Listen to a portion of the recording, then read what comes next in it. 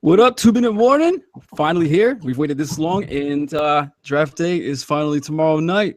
So here we are, Tim and I with the special co-host. We got Doolin, we got Fox joining us tonight. Our last mock draft before it actually all goes down tomorrow night at 8 p.m. So again, joining us, we got we got Doolin, we got Fox, and we got our host Tim. And we got a few questions though that we're gonna start off before we get into it.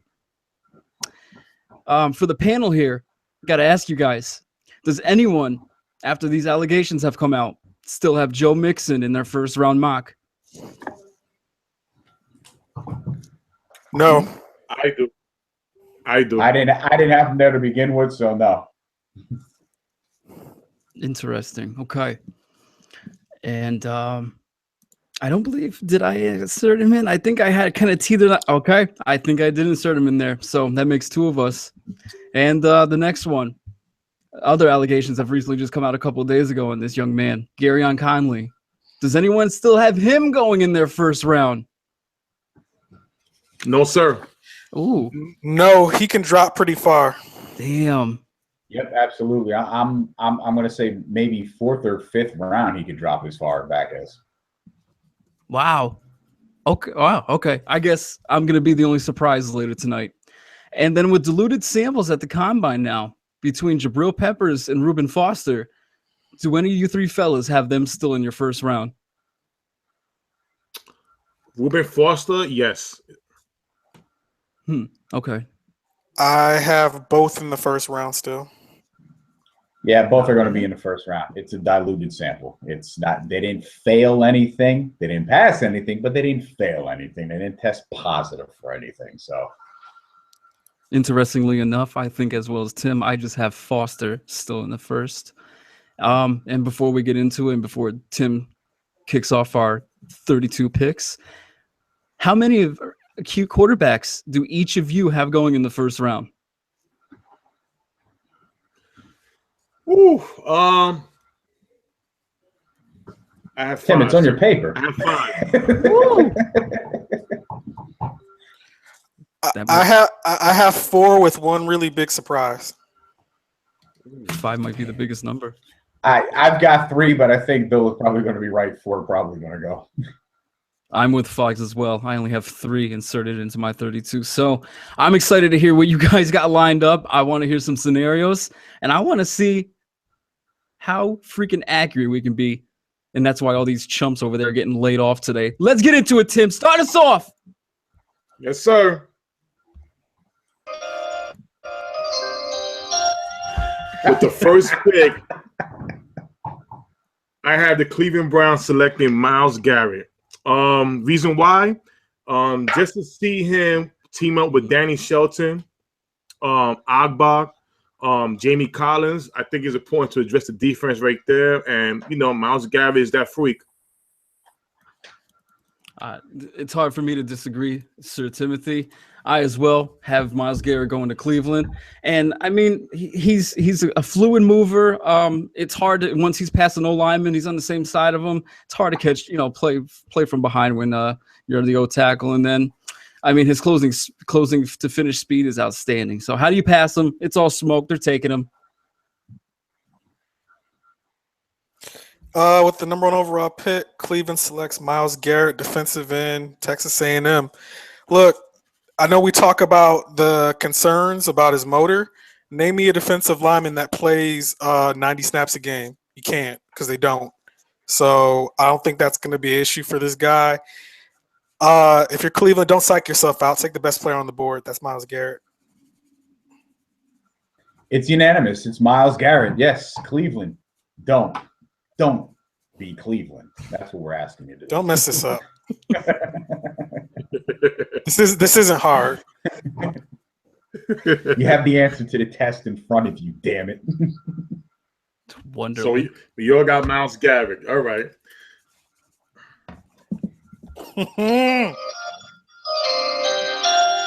With the second pick, I have the 49ers taking Leonard Fournette. I was thinking about this pick. I was thinking very hard, but they put in Carlos Hyde on the trading block. And we saw what Shanahan did with Freeman in Atlanta. And we know he's an offensive guru. So he needs a new toy. So I'm going with Leonard Fournette. I have a little bit of surprise. I don't know if this would be favored by many, but they got John Lynch as the GM now. He's a defensive boy. They have Jimmy Ward, who's probably better as a slot corner, I would probably say. And then they don't have Antoine Bethea back there. So how about my boy out of LSU, Jamal Adams, to lead that safety corps, I should say, for probably, who knows, maybe the next 5 to 6 years, and maybe they sign him to a long term. But he dominates on edge runs. He's short throws and screen passes, very sure tackler, aggressive in space, and typically a split or a strong safety. So I think he's a strong pick there in San Fran. It'd be nice to see them go for that. Okay. I have a trade to announce. The Jacksonville Jaguars are now on the clock. Nice. The number 2 overall pick, the Jacksonville Jaguars select Leonard Fournette, running back, LSU. Ooh. The Jaguars make a bold move. They go up 2 spots. I'm not going to get into compensation as to what they gave up, but they got to do something. They have a lot of talent on defense. They got more in the offseason. They need a running back. And this is the guy that can get it done. Maybe he can take some pressure off Blake Bortles. I was thinking quarterback here for a second, but I think Doug Marrone actually likes Blake Bortles, so they go running back here, Leonard Fournette. Interesting. That's very interesting because I think he's right. San Francisco is probably going to trade now. I'm not going to make that ballsy pick though, and I'm going to stay true. I think I like the Jamal Adams pick. I think that's a possibility. But I think they're going to stay pass rusher, and I think they're going to go Solomon Thomas. I think that's going to be the most likely pick for them. Right. Nice. All right. Let's get this sound going. Yeah. With the 3rd pick, I have the Chicago Bears taking Solomon Thomas. Last year they went with Leonard Floyd. Okay, now if you look at the defensive line, you got Akeem Hicks, Eddie Goldman, Mitch Urain. You know, Solomon Thomas will already be probably the best lineman on that team, and that's the only way successful is having somebody to push that pocket. He also played in the 3-4. He's 6'3", 275 pounds. So I think this is a good fit for John Fox. Yeah. And due to me picking Jamal Adams over in San Fran, I'm going to say the Bears are going to use their 3rd pick to pick up Solomon Thomas from Stanford. Big boy, big combo of size and speed. And he attacks the edge, the shoulders area, but he can be an asset trying to do a spin, his looping or twisting, trying to release off of a grab with the O-line. But other than that, I think he could be a big impact right away for them. And his biggest thing is being a run stuffer, and that's going to come in handy, especially the division they play in. With the 3rd overall pick, the Chicago Bears select Marshawn Lattimore, cornerback, Ohio State. I want to go Jamal Adams here. They have Adrian Amos. They just signed. Who was it? They just signed a strong safety. I know. I have to look that up. That's why I'm going corner. The Bears need help everywhere. I think they take the best player on the board defensively, and I think for them it's Marshawn Lattimore. Not bad. That makes sense. I like that. And again, I was going to go Jamal Adams with that pick, but I think they're going to go a guy who's flexible that could play both defensive end and defensive tackle. And I think Jonathan Allen is going to come off the board at the 3rd spot for Chicago. All right. Okay.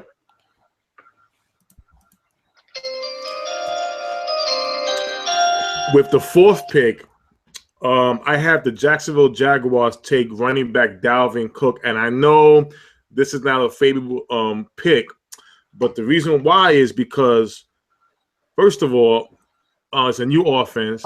You have Yeldon, you have Irie. Those are 2 bruising backs. They need a running back who is kind of compared to Ezekiel Elliott, who was picked number 4 last year overall. I'm pretty sure they did their homework on the Florida State kid. I think it's a good pick and it's a good fit. for that offense. Yeah, I think all to a certain extent we agree that Jacksonville is going to target a running back. I just don't know if they're going to have to move up to 2. That will be the interesting part. But it's very apparent that they need one. They tried to fix that a couple years ago with Toby Gerhart, and then they get like TJ Yeldon and Chris Ivory. I thought was going to be decent for them because he is a little bit of a bruising back, but still he's not a third down back. So they need somebody like Fournette with a straight line explosion. He just maximizes lanes to create big plays. So I think it's hard to pass him up for Jacksonville. Because of my prior trade, in this spot will be the San Francisco 49ers, so they're on the clock. At number 4, the San Francisco 49ers select Jamal Adams, safety, LSU. I think this is the guy they want ultimately, and they get the trade back to get him. I think there are other options here, but I think they really like I think they want to shore up that back end, and Jimmy Ward will move to corner. They need some help at they need some help at safety. Jamal Adams will do it. Interesting. I get it. I could see them going after Adams and trading him back to grab him. I just don't. I don't know. I don't see them Jacksonville having to move up to 2 to get Fournette. Like Josh said, I think he's going to be there, and that's exactly who the Jaguars are going to grab. They're going to grab Fournette at that number 4 spot. All right.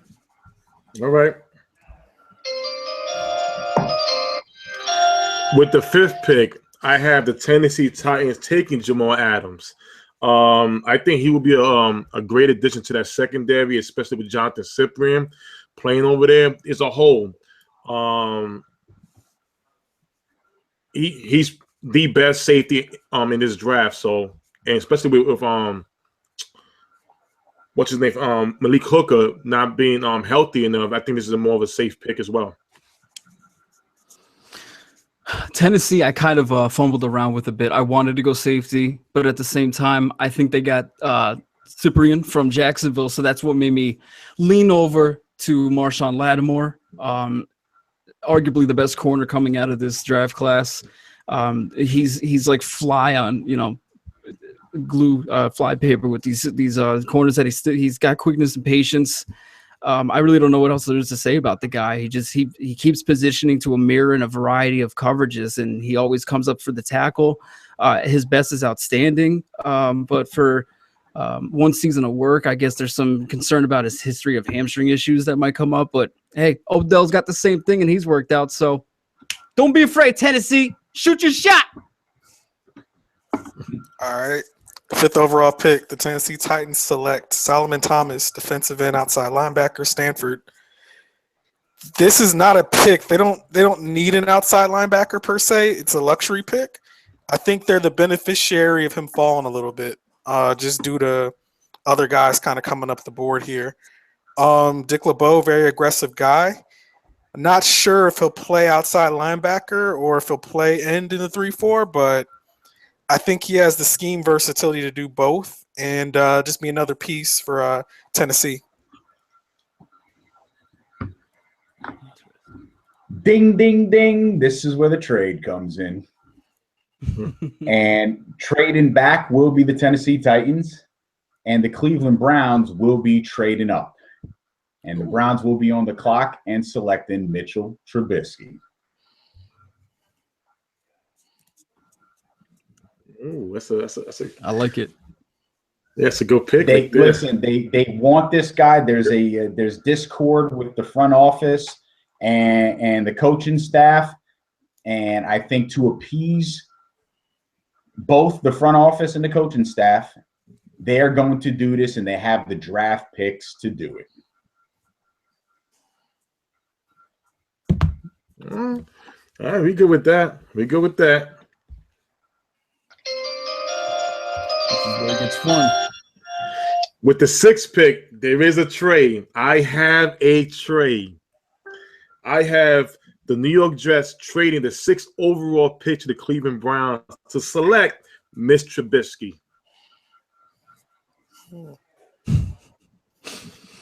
Yeah, it's funny that you say that because I have the same mindset. I really think that Cleveland's going to try it up to get Mitch Trubisky because I don't think San Fran's going to bank on him. Shanahan does not want to work with another rookie QB after the whole RG3 debacle. Please, he's having night seizures. Please don't put him in that situation again. Just wait until next year. There's better quarterback class. Don't do it. Just don't do it. So again, Cleveland is moving up to number 6 from 12 and trading with the Jets to get up to Mitchell Trubisky, and Hugh Jackson can finally be happy. With the 6th overall pick, the New York Jets select O.J. Howard, tight end, Alabama. The Jets are tough because I said it before, they need a quarterback. That's where they need to start. They have some pieces on defense, although some of them will go. Sheldon Richardson, I'm looking at you. They still have some pieces on defense. They've concentrated a lot. You can get yourself a field stretcher here. It could be a weapon for Christian Hackenberg. Brandon Marshall's gone now, so this is a big body receiver. He can catch, he can block, he can do everything. He's a complete tight end. Taking him at 6 is a bit high, yes. Is he better than Eric Ebron? Probably as a prospect, sure. Is he Vernon Davis prospect-wise? Probably. I think the Jets look at their board and say, we need a playmaker on offense. If it's not going to be a quarterback, your best playmaker right now is O.J. Howard. Interesting.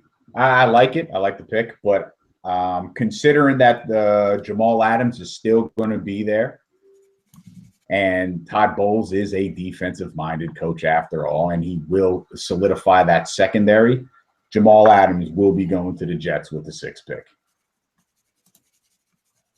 Nice. Okay.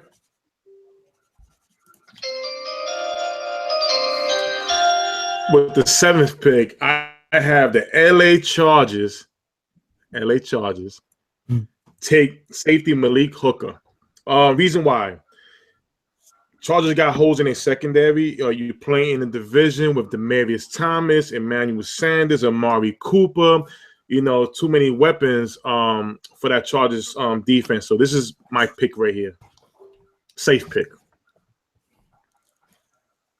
Yeah, I'm going to go safety as well. I'm trying to find my little damn graphic here for LA. Free safety from Ohio State, Malik Hooker. Like Tim was kind of reiterating, since Eric Weddle's departure, they've been looking for a safety, and now Joseph Adai seems to be like an impending free agent. So they really need an answer, and they need an answer quick. And this guy has so much range, and he's usually best in the cover 1 or 3 system, it looks like. So, but at the same time, he can work the middle of the field. I think a lot just question his tackling, but if his consistency is his biggest question, you got to shoot the dice on this guy, Malik Hooker. With the 7th overall pick, the LA Chargers select Malik Hooker, safety, Ohio State. My concerns with Malik Hooker is the injuries. And he did have 7 picks this year, but he's a one-year wonder. He's only played 1 year of college football. He was originally a basketball player. He was actually a much better basketball player than football player. Really grew into this. But, yeah, he's a big safety at 6'2", 210. Some clear ball hawk playmaking abilities. I think two of those picks are pick sixes, so he can score. He can score with the ball when he creates that turnover. It's a good look for the LA Chargers. Either great minds think alike, or we're a bunch of dumbasses. I'm going Malik Hooker. That's what they need, is safety. He's the best available there, and they're in a division like you guys said. They've got to have strong secondary help, especially against some of the wide receivers that they're going to be playing against. So, yeah. Wait a minute. So you mean to tell me all of us picking a hooker with Freeman in the division? Let's get to the next pick. Come on. Oh, man. All right, let's go. Let's move it on.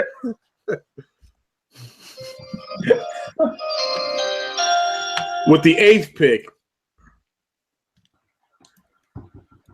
I have the Carolina Panthers take Christian McCaffrey.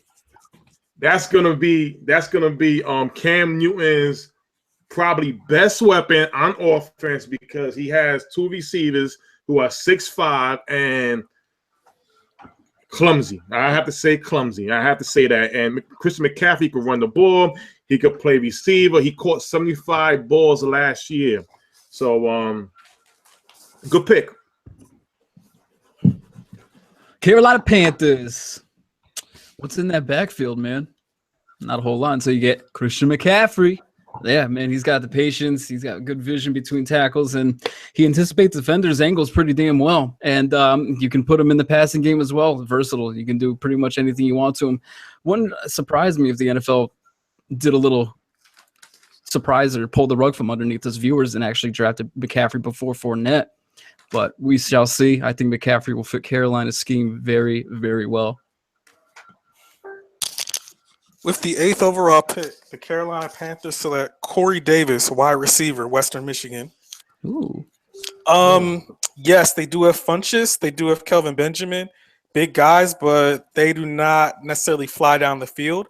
I think Corey Davis does give you a bigger body. He's 6'3", but he can also move. Go watch his film at Western Michigan. He put on highlight reel catches habitually.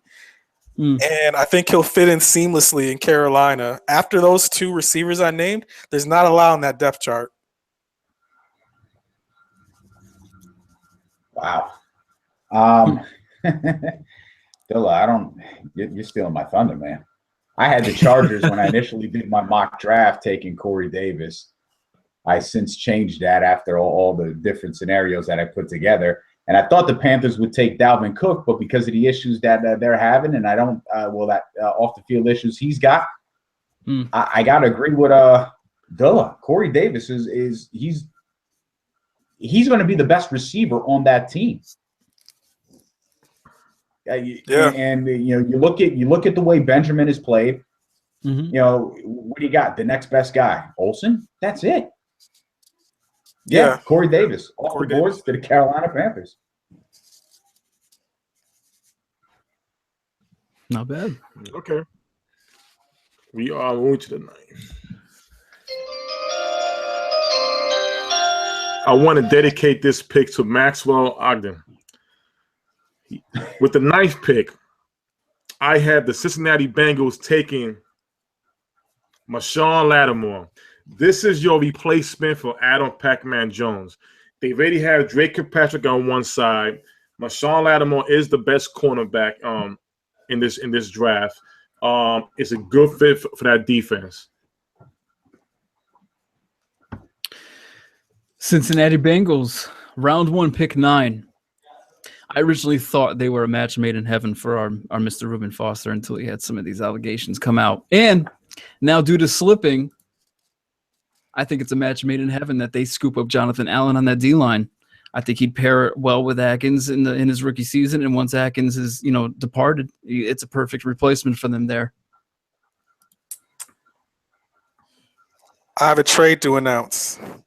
Woo! Here it goes. The Arizona Cardinals are now on the board. With the 9th overall pick, the Arizona Cardinals select Mike Williams, wide receiver, Clemson.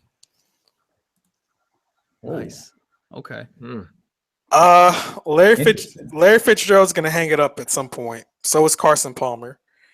I was tempted to go quarterback here. I think they're going to sit and wait on their replacement, but they got to do something at receiver. It seems like outside of Larry Fitzgerald, they're just shuffling guys in. They thought Michael Floyd was going to be the next one. Didn't work out. After that, you have a bunch of slot receivers. Mike Williams can come in and give you some consistency on the other side and, be a reliable target like he was for Deshaun Watson at Clemson. Nice. I'm with Josh. I wanted to go Reuben Foster so bad, and I just think that this could possibly make him slip. And if they don't go Reuben Foster, then I think they're definitely going to go Derek Barnett. They need a guy that's good off the edge. He's also a good run stopper. And again, you got Atkins in the middle. You put him on the end. I think that they're going to try to solidify that front seven there. So I like Derek Barnett going to the Bengals at 9. Okay. Right. Nice. With the 10th overall pick, I have the Buffalo Bills taking linebacker Hassan Reddick. Ooh. This guy's Interesting. been rising up the board. Listen, Marcel Davius, Jerry Hughes. We had Lorenzo Alexander, who had double-digit sacks last year. And he's 33 years old, 34, 33, 34. So that's going to be a position they have to address. They should address early in the rounds. Now, like earlier what Josh was saying about Ruben Foster, that's one of the linebackers I had originally going in that spot. Yeah, right. Yeah, and that like I said, that would have been a great matchup for them. But I this is another team I went back and forth with on my pad. I probably have 13 name scratches here with Buffalo. Ultimately, I ended up not going quarterback with them since they have Tyrod, and Deshaun would have been the same exact thing. Why not pick up Corey Davis? You just got rid of Marquise Goodwin to the Niners. Sammy Watkins has been a damn question mark his whole life. And other than that, who do you really have? Robert Woods, who's basically like a second to third round type of tier player on your squad. Like Dula reiterated for Carolina, he comes in, he's instantly probably, if not the same kind of player as Watkins if he's healthy, maybe even better than Watkins. And I think that's what they need. They need something. They need to give Tyrod some tools, and they need to do it ASAP. That's dope. Sorry, dope. With the number 10 overall pick, the Buffalo Bills select John Ross, a wide receiver, Washington. Nice. In the top 10 every year, someone reaches. I think this is a reach. I think it's a good reach for him, though. I really want to go quarterback here to spite Hobbs, frankly, because I don't think Tyrod Taylor is the guy. But let's assume he is. You got to get him some more weapons. Yeah. Sammy Watkins, I wish the guy could stay healthy. Mm-hmm. Marquise Goodwin was kind of a burner. John Ross, 4.22 speed. Very fast guy. He can come in instantly and give that speed element. And Tyrod Taylor can throw the ball deep. So I think this works out. Again, I think it's a reach here at 10. But they just had two receivers go in front of them. I think this ends the runner wide receivers for now. Whoo! Let's do this. Wow. I'm going to say they're going receiver as well. And Nice. I thought Marshawn Lattimore. Now, I didn't have Mike Williams go yet, so this is where I believe Mike Williams is going to go, not John Ross. Again, they need to address the cornerback issue, but they've got wide receiver issues as well. And Mike Williams, I think they're going to go to a big guy that has good hands and could get after the ball. So give Tyrod someone else on the opposite end to throw it to. Can you imagine Watkins and Williams both healthy on the outsides of that team with Taylor getting them the ball?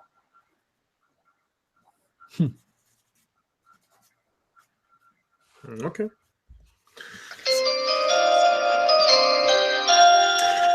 With the 11th overall pick, I have the New Orleans Saints select Derek Barnett.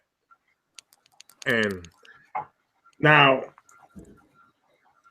when I look at the Atlanta Falcons, the Tampa Bay Buccaneers, the Carolina Panthers, the one thing you need to disrupt their type of offense, you need defensive line. I'm looking at Jordan Cameron, Sheldon Rankins, who was a good pick last year, and Nick Fairley. Just imagine you're putting Derek Barnett, who is compared to Hall of Fame Reggie White. Anytime you get a comparison like that, you must not sleep on the player. You must take the player. So, Peterson, they got a good offense. Let's work on the defense. Derek Barnett's my pick. Man, I actually had Derek Barnett there originally maybe a week ago, but then I started thinking about it, and now with AP there, and Kobe Fleener hasn't really worked out. What if they got OJ Howard in there immediately, along with Michael Thomas, Willie Snead, and now that backfield? Holy hell, NFC South. And if you just work on the later rounds like 2 for 3, getting a couple linebacker in the corner, they're easily right back in contention in the NFC South. With the 11th overall pick, the New Orleans Saints select Jonathan Allen, defensive line, Alabama. Every year, a prospect that should be a top 5 falls a little bit for whatever reason. I think in John Allen's case, it's the shoulders. I don't think it's going to be a big deal. I think the New Orleans Saints, they could use a dominant defensive lineman. They got Cam Jordan. They got Nick Fairley back. Let's add John Allen to the mix. And right now, their offense is great. Drew Brees just seems to throw for 5,000 yards every year, but their defense is atrocious, and they got to really address that. Can't knock it. I like that pick, and he's got Jonathan Allen dropping out, and I agree with every year there's someone that drops out, and since it seems like New England and the Saints are not going to be able to come to terms with getting Malcolm Butler to New Orleans, and Butler's most likely going to stay in New England. With the 11th pick of the draft, Marshawn Lattimore is going to the New Orleans Saints. Not bad. Can dig it. Bad. All right, I must remove this right here. I don't want to disrespect the star for a second.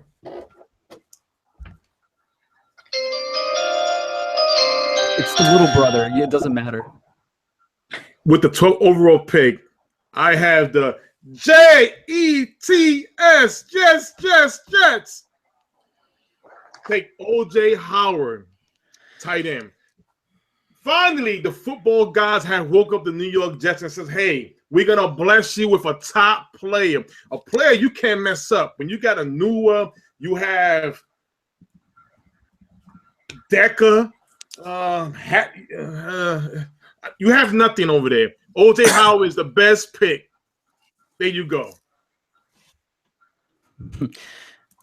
Not bad. But the same issue kind of like with the Bills. They had one leave. Other than that, there's really not too much going on in the Jets land.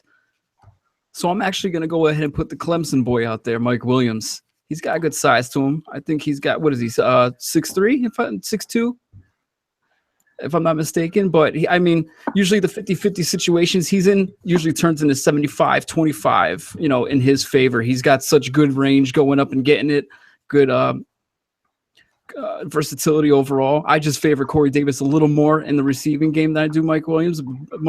I would probably compare him in a pro comparison as kind of like a Pierre Garçon. He's probably going to be a positional type of receiver, but definitely something that either Hackenberg or Bryce Petty could use out there. So I do have the Cleveland Browns staying put at number 12. So with the number 12 overall selection, the Cleveland Browns select Reuben Foster, linebacker, Alabama. So if the Cleveland Browns are smart, you take 2 impact players and get your quarterback at the top of the second or trade back in to the first. They have the ammunition, certainly. I went Reuben Foster here because, again, they addressed the defensive line with Myles Garrett. You got Jamie Collins. Now you got Reuben Foster, weak side linebacker. They're going back to a 4-3 front. So he fits. I think he is a guy character-wise. I don't think he's going to be a problem. I think some of those things were hyped up. I do wonder one thing about that test. If he was trying to hide something, I wonder if it was marijuana or PEDs, because one is worse than the other. Interesting. I agree with you on that. As far as who's being picked at number 12, again, I had the Browns trading up to 5 with the Titans, so the Titans are going to be sitting back, sitting pretty, and hey, our defense performed pretty well last year for us. Let's get another weapon out there for our boy Marcus Mariota, and this is where O.J. Howard comes into play. You're not going to get much more from Delaney Walker, and I think you got to look for a replacement for him, and you get a young, solid tight end that could block and catch, that could work well with Mariota for years to come. Okay.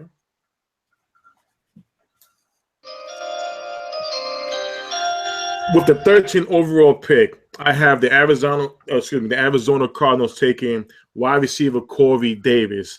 Larry Fitzgerald at 55 years old can still carry his team as a wide receiver. He's been by himself practically his whole aside from Anquan Bolden. He hasn't had anybody next to him. And it's time for the Cardinals to get a young receiver who is going to be the future with David Johnson.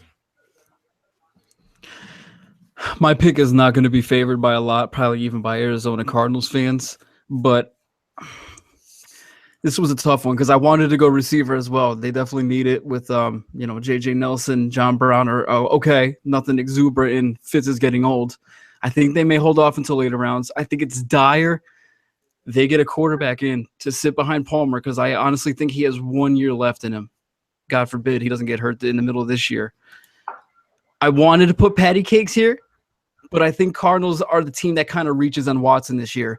Deshaun is going to go somewhere in like the top 20, albeit I'm sure all four of us don't agree that he has the skill set to go where he's getting picked.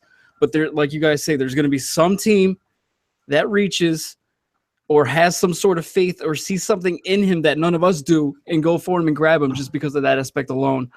He's not terrible. He just needs to work on his second, third reads, not staring down receivers and getting out of that spread offense type of habitual stances that he's in. So I think it's a good possibility Arizona goes here. All right, so with the 13th overall pick, remember I had a trade, so Cincinnati's sitting here. The Cincinnati Bengals select Derek Barnett, defensive end, Tennessee. There's a lot of talk about Derek Barnett ultimately being better than Myles Garrett. That there's a lot of productivity with him at Tennessee. I think he needs to work against the run. I think he, otherwise is a polished player. He can come in and step in immediately on that defense, and they're really looking for an edge rusher. So there you go. I'm co-signing Josh on this one. Deshaun Watson is going to go 13. I don't think they're going to go. You don't want to go John Ross here because, again, he's just another speedster wide receiver, slot wide receiver that they got. If Mike Williams or Corey Davis in my draft are available for them, then I'd say they go after him. But considering they need to find that replacement, Deshaun Watson's the guy. Fox. Listen, I had him there when I did the first mock, so that's funny. Changed with that one. That's funny. I just changed that last night. That's hilarious. That's awesome. Okay, moving on. Woo. With the 14th overall pick, I have the Indianapolis Colts taking Jonathan Allen. Now, okay. He fell this long only because of rumors about the shoulder injury, stuff like that. But you know what I love? I love us big boys representing. You need us big boys to get in there and push the pocket. And that's what we do. We push. And when you got a guy like Jonathan Hankins, New York Giant fans know how much he meant to that line. Imagine him and Jonathan Allen. Oh, my God. That's what you needed the 3-4. Big boys. Listen, with that 14th pick, Andrew Luck needs some toys in the backfield. And I don't think these off-field concerns are going to hamper his draft stock whatsoever. I think Irsay's going to fall in love with Dalvin Cook, and I think he's going to be walking that podium before 15. Overall, you've guys seen the tape. I don't really need to say what Dalvin Cook does. He can run in between the tackles. He's got that little Devontae Foreman type of aspect, and he's just so damn quick around the edge. Passing game, get him practicing in the passing game, and voila, you got a monster in the backfield.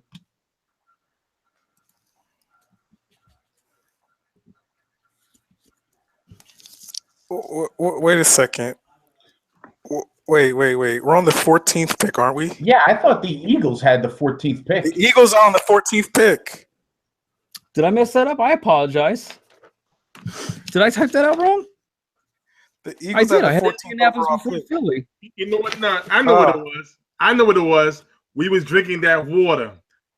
It's diluted. That's weird. I have Indy before. I swear, that's really weird. I apologize about that. Right. No, Philadelphia.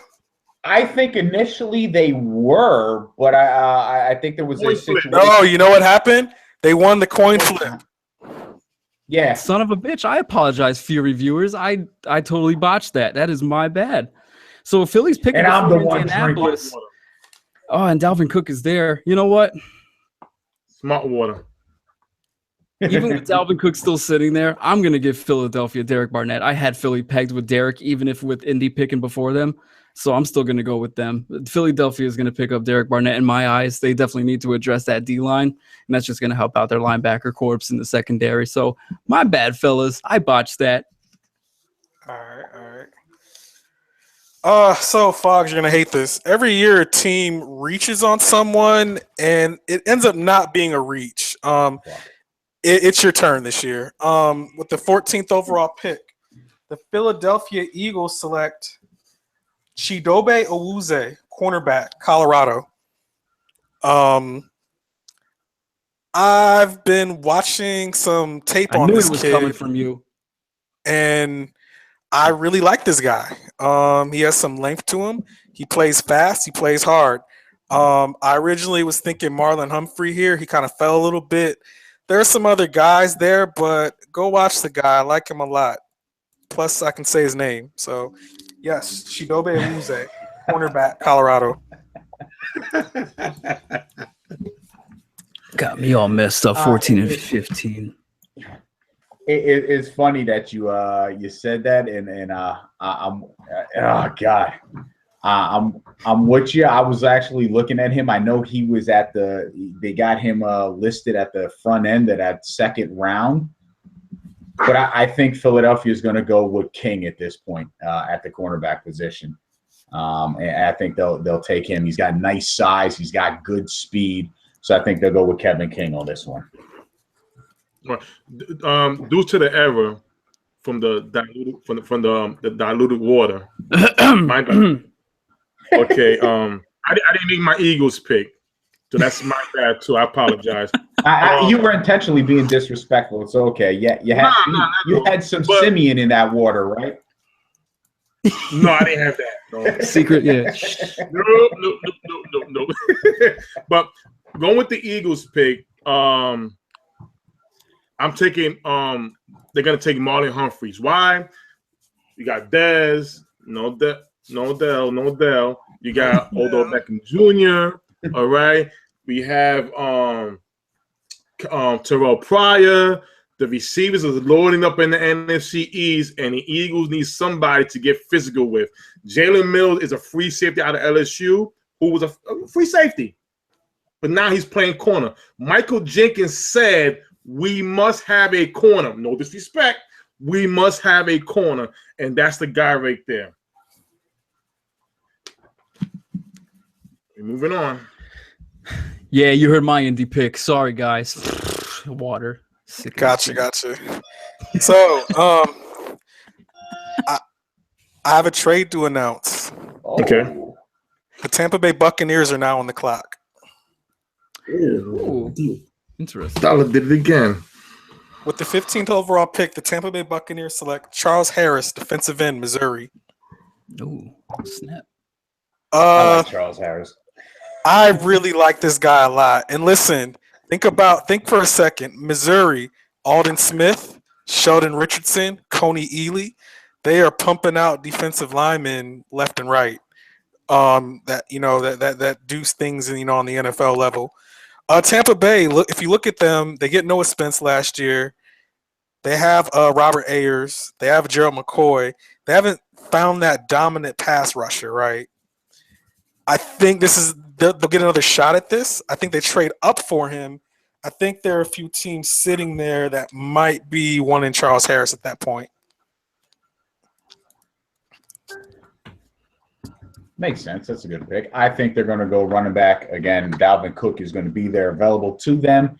They need to find a replacement for Frank Gore, and Dalvin Cook is going to be the guy to, at least with the loss of Dwayne Allen, be not only a guy that can run the ball, but can catch the ball out of the backfield if he needs to dump the ball off to somebody. Sounds good. All right. Again, due to the error, we're gonna move on to the 16th pick for anybody who's following.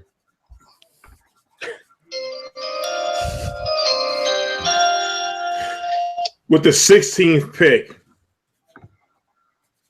the Baltimore Ravens will select Linebacker Reuben Foster. Now here's the thing.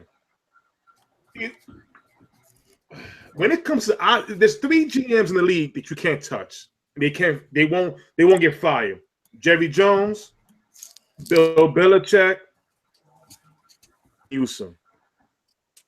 When you see that there's a big brother in Alabama named C.J. Mosley in that middle, and he needs to mentor another Alabama brother in Reuben Foster, that's a nasty, nasty tandem in that division. They got to compete with the Pittsburgh Steelers. They got to compete with the Cincinnati Bengals. Reuben Foster and C.J. Mosley teaming up will be a nice tandem. Yeah, for Baltimore, great minds think alike here, Tim. I'm surprised either Terrell Suggs or Elmas Dummerville hasn't retired yet, and then they've been trying to shore up the corpse with Zadarius Smith and Matt Judon or something like that, and obviously that hasn't really worked to the prophecy that they thought it would. So if he's fallen this far, and like you said, I don't know, Baltimore just seems like the organization to kind of take this kind of guy in, take the chance on him, and then he just plays out to be a great player and an okay guy character. So Reuben Foster to Baltimore makes sense to me. With the 16th overall pick, the Baltimore Ravens select Tre'Davious White, cornerback, LSU. He's starting to rise on boards a little bit. I think he was kind of during the process thought of as kind of a second tier guy. I think he ran well. I think he in Baltimore, I think it's going to be a defensive pick. I would go linebacker, but they did draft a couple of young guys last year. They have Judon. They have a few other. They have Bronson Kafusi, a few other guys. I think they want to give a shot to. I think he fits nicely opposite just Jimmy Smith over there, and I think it's Baltimore. They know their defensive talent, so Tre'Davious White to the Charm City, Baltimore.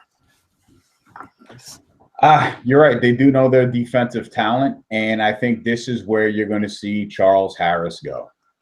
They need a solid edge rusher, and he fits the bill. He will definitely come in and do wonders for the Ravens. And again, I think they're getting a steal. I think they're getting a top 5 linebacker for years DN to come. I mean,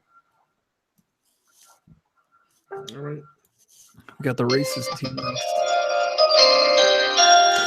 With the 17th overall pick, I have the Washington Redskins taking defensive line Malik McDowell out of Michigan State. Now, I got to give credit when credit's due. Dilla was talking about it amongst us about Malik McDowell. He's a top 5 talent.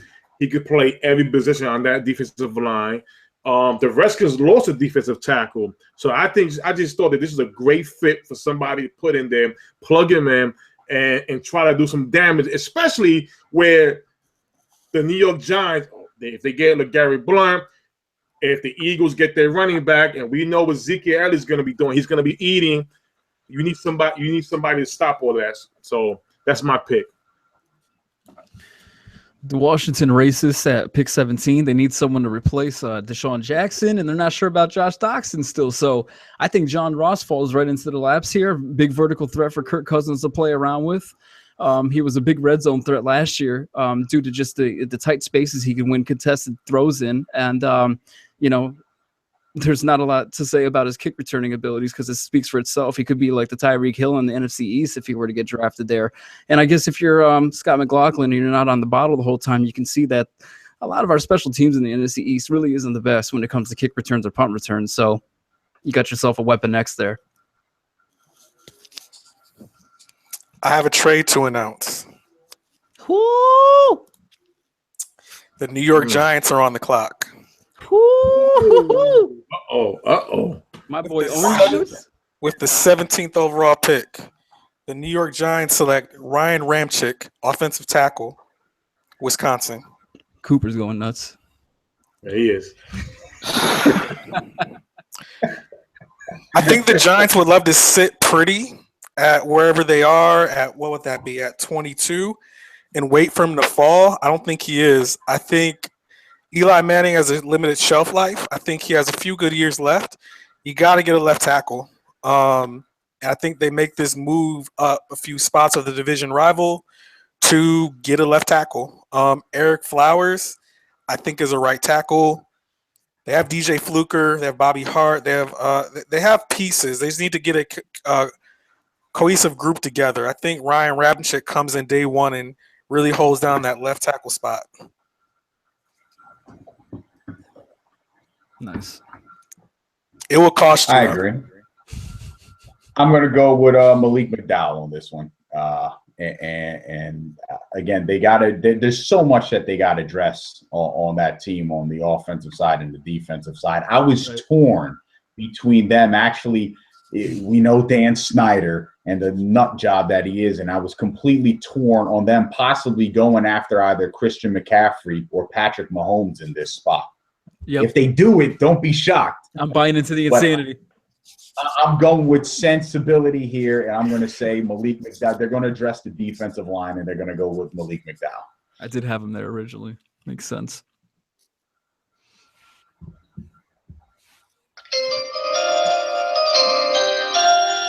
With the 18th overall pick, I had the Tennessee Titans taking Mike Williams. Face it, TJ Sharp is over there, Rashard Matthews. Those two guys are nothing but slot receivers. Marcus Mariota, he needs a big boy, and this is it. Mike Williams. So this is my pick. I kind of went a different route. I in my mock, I gave the Tampa Marshawn Lattimore in pick 5. So you're thinking, okay, I got to go receiver now. Honestly, I'm going to go linebacker. I'm going to have them shore up in the first round, Hassan Reddick and Marshawn Lattimore. So their defensive scheme, is going to be just an overall force to be reckoned with, especially when they're facing teams in the AFC possibly later on in the season, such as like Kansas City, which, unfortunately happened last year where they suffered at the 3-4 point loss, and that defense is going to come in handy. I think later on in the rounds, second, third rounds, they can focus more on the tight end position to replace Delanie Walker, and then obviously receivers where they are lacking a bit. But as of now, I think if they can shore up the defense in round 1 with their 2 picks, that's an outstanding front, to go up against every Sunday. Okay. With the 18th overall pick, the Tennessee Titans select David Njoku, tight end, Miami. Yeah, so opposite to you, I did have him taking Solomon Thomas early.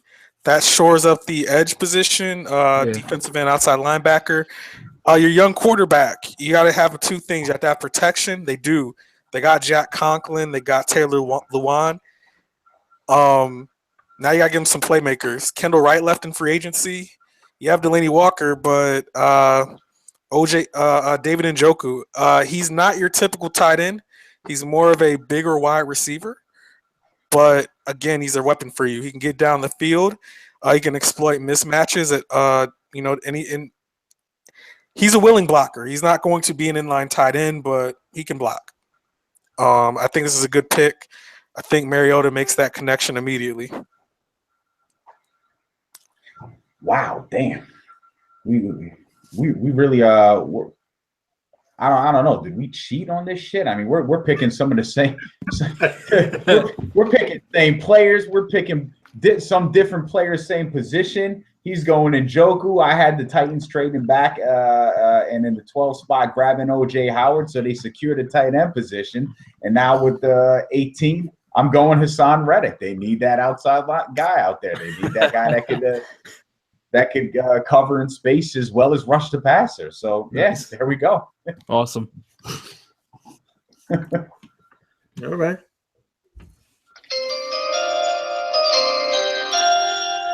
With the 19th overall pick, I have the Buccaneers taking David Njoku. Now, here's the thing. Cam Newton is a franchise quarterback, and his team has barely gave him anything. Jameis Winston will be having crab legs and butter sauce watching this. You're going to have Evans, Deshaun Jackson, Cameron Brate. I mean, my God.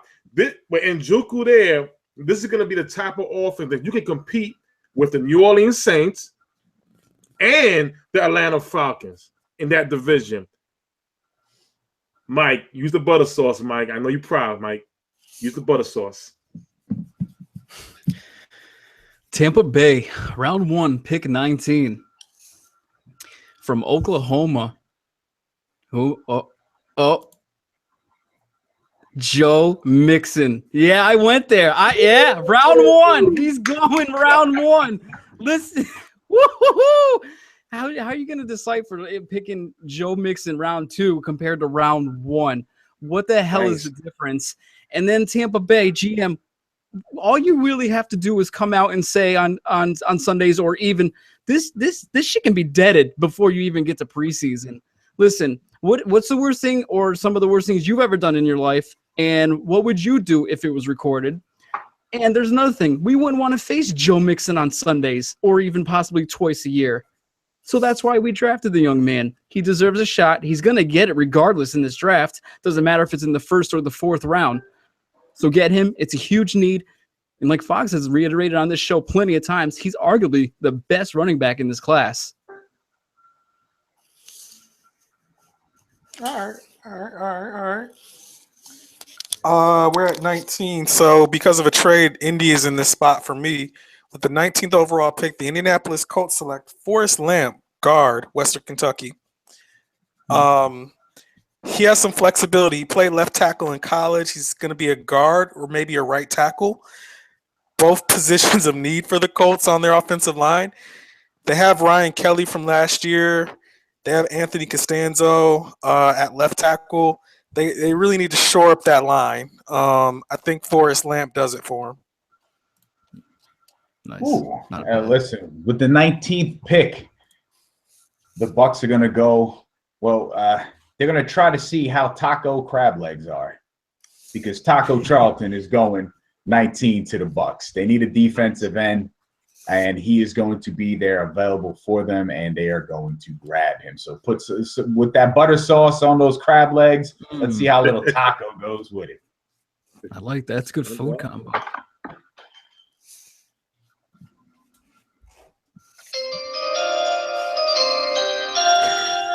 With the 20th overall pick, John Elway and the Denver Broncos select Ryan Ramczyk. Now,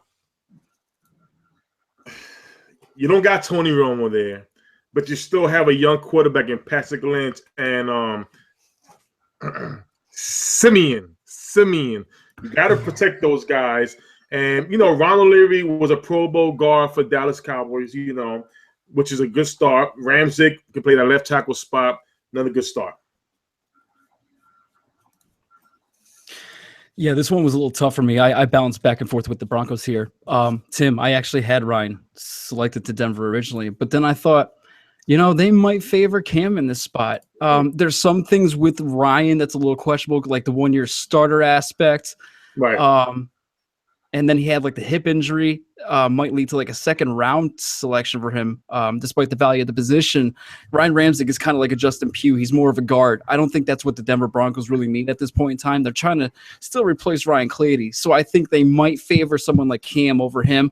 Bigger body, bigger. I think he's more of a powerful left tackle, especially when he's getting to the 2nd level and reaching space. But I know Dula probably might have some words about Cam Robinson if he has him selected somewhere in the 1st. But I've tried to put on my GM hat, and I think they might go with the safer and younger pick in Cam.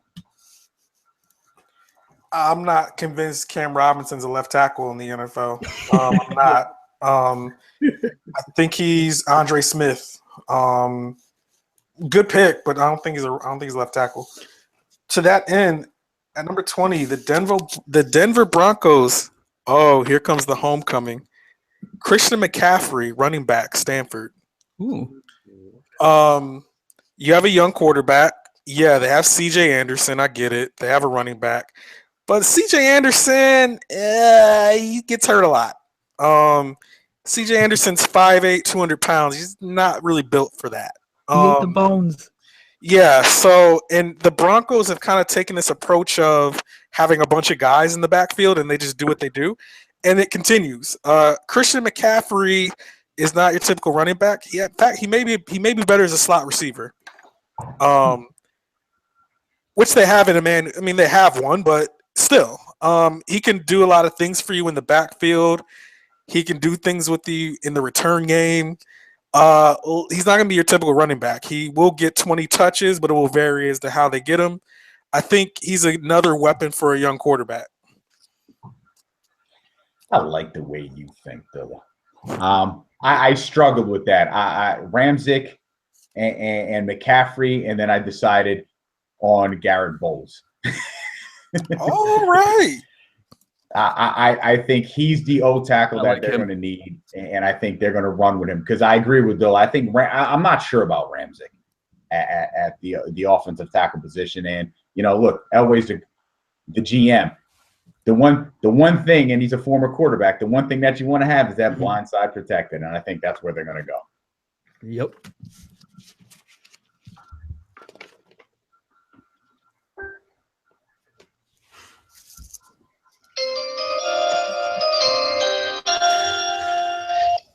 With the 21st pick in the NFL draft, I have the Detroit Lions select linebacker Jarrad Davis. Now, I made this good pick because I know we need Dilla to make a good pick for the Dallas Cowboys. And I had to, give him something so nice right here. You get a middle linebacker with that defense, with Haloti Ngata being there. I mean, Jarrad Davis is the second best middle linebacker in this year's draft. Am I correct? This is a good pick for that defense. Yeah. All right. So for the Lions, since he fell a little bit, and I think they have to address it, I got the Lions picking up Mr. Malik Dowell. They've been looking for the departure answer since Sue and Fairley. And the Lions D was very simple in 16. They played mostly like undisguised zones, and they really only have like one destructive lineman that can really fit that scheme, which is Ziggy Ansah. So I think this is Detroit's chance to finally bolster up that D line. Let's get it going, D. All right. Number 21st overall pick, my Detroit Lions. I love those guys. Number 21, I'm taking Hassan Reddick, linebacker, Temple. We talk about, you talk about the defense. We lost DeAndre Levy. We need a weak side linebacker. That's Hassan Reddick. Funny story about him. We talk about Jabril Peppers being versatile. Hassan Reddick was a safety who moved to linebacker, who moved to defensive end. Throughout his years at Temple. So I think he goes back to linebacker and shores up the front seven for Detroit. I like that pick. And I'm going to stay with the linebacker theme here because somebody fell out of my top 10 that still hasn't been grabbed yet, and that's Reuben Foster. And this is where Foster is going to wind up falling. I think because of the two, not just the diluted sample, but then his explosion at the combine. I think these things are going to hurt him in a way that's going to drop him to this back half of the first round. Definitely believable. And I think if there's a head coach, Jim Caldwell is one who could definitely keep Reuben Foster in check. Yes.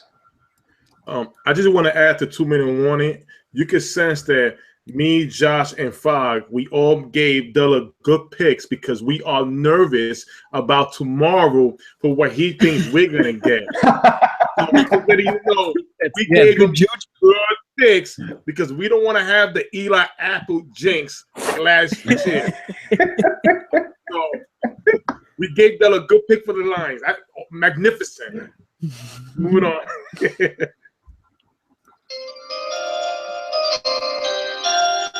With the 22nd overall pick, and I'm going to dedicate this pick to my boy, Randy Brown.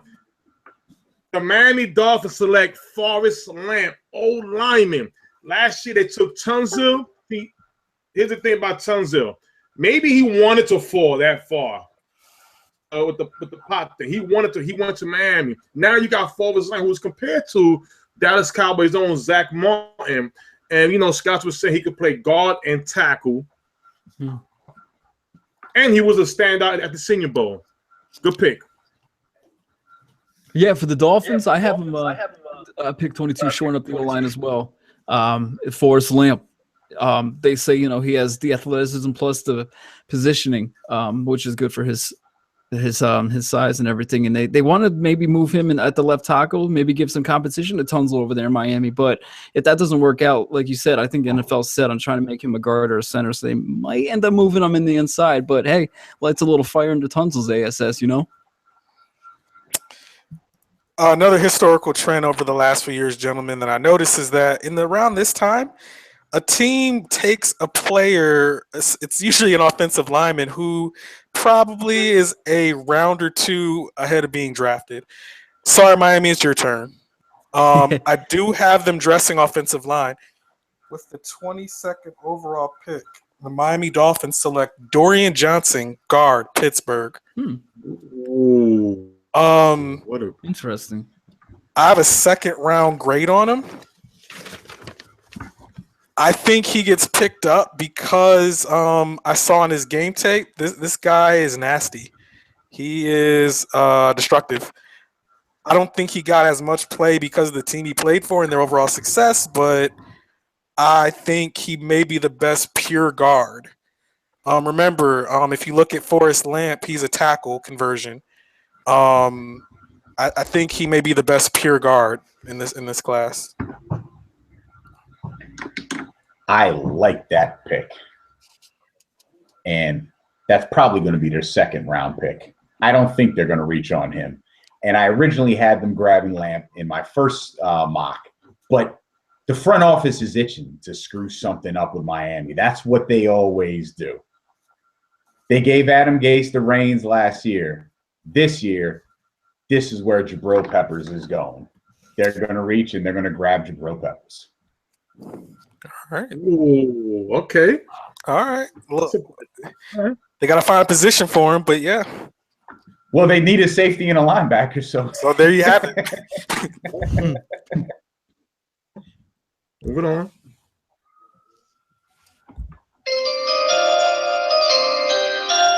Now, as you can see, this is a Cowboy fan predicting the Giants. But see, I'm preparing for tomorrow's fun with our draft party.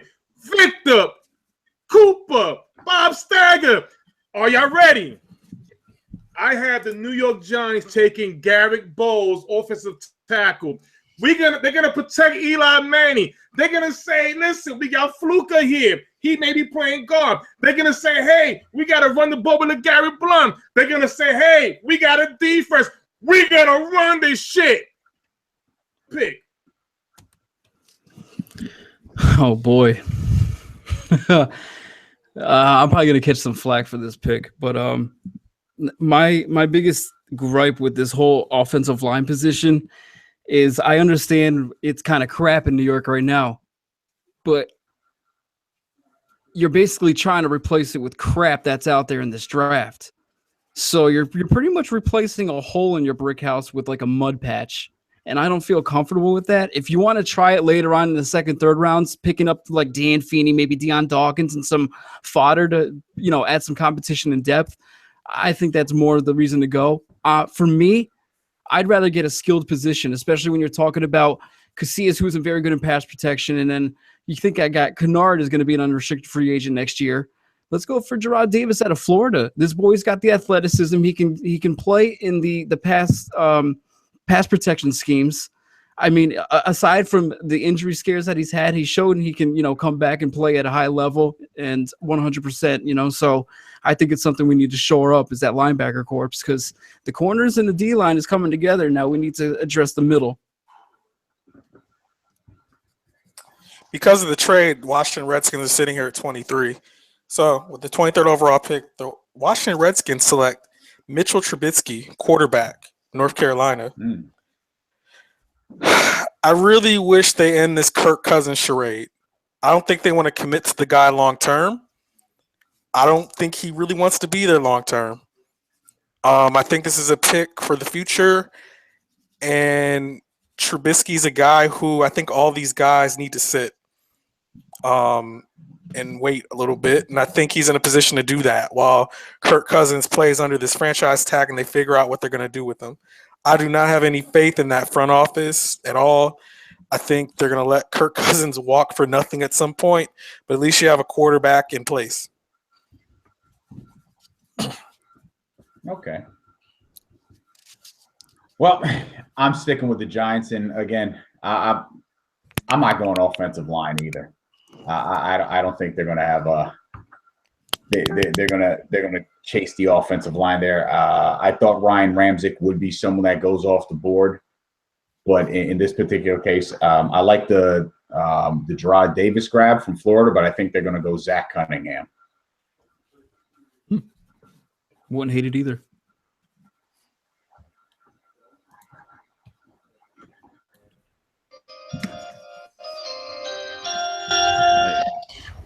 We had a blockbuster trade. Now, the Raiders just acquired Marshawn Lynch. They going nuts right now. They're going to sell black and silver Skittles. The endorsement be flying out. Josh said last time, it's a great deal. He may be on the Madden cover. This is a great deal. Raiders might not living high. Yes. The Raiders are going to trade with the Seattle Seahawks for Richard Sherman. Oh, okay. I see how you're doing it. Will take Kevin King, Richard Sherman's replacement. 6'3" cornerback from Washington. Bam! Save some money, get some talent. That's the So pick. you got them switching 2 spots? Yes, sir. Okay. So right now, the trade's gonna be the Raiders. The Raiders just give up their first round pick. They move on to the second. The Seattle Seahawks take their spot at 24. So what he's saying is the Seattle's going to be picking at 24 and 26 now. Yes, sir. So the trade. So to recap, the trade is straight up Richard Sherman for their first rounder. That's it. Yeah. I know they wanted more. But you know what? People settle for something less. Interesting. All right. I thought they were only going to exchange like late round picks in like 2018 or something. So I like it. Hey, it could happen. You never know. A little late day draft, last minute crap going on. But 24, I'm going to have Oakland sit tight because this boy's still on the board, and I think it's a match made in heaven. They got Garrett Bowles. The only knack on him is he's 25, going on 26 next year. So the Raiders still haven't found an answer at right tackle, even though their offensive line ranks as one of the best in the league. But eventually they're going to start having to play in life without Donald Penn over there at left tackle too. And I think Garrett Bowles just has the athleticism. He can play. And when he gets to the next level, that boy's a beast. He's just diving for those defenders. It's actually pretty entertaining to watch. I like him a lot. If he was younger, I'd ask him to get on the Giants in a heartbeat. Don't like the age. Let's see. 24th overall pick, the Oakland Raiders select Kevin King, cornerback, Washington. They talked a lot about Sidney Jones this year. He had that unfortunate ACL. It really bumped up Kevin King's stock. 6'3", 200-pound corner. They tried DJ Hayden a few years ago. It hasn't worked out. They haven't been able to find an answer at corner along this time. I think this is they're going to take another stab at it with a very big corner here. Not bad.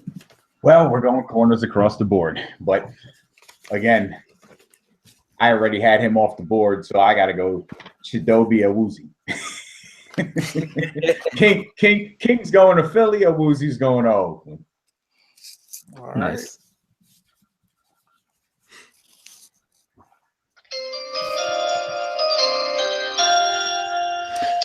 With the 25th pick overall, I have the Houston Texans selecting Deshaun Watson.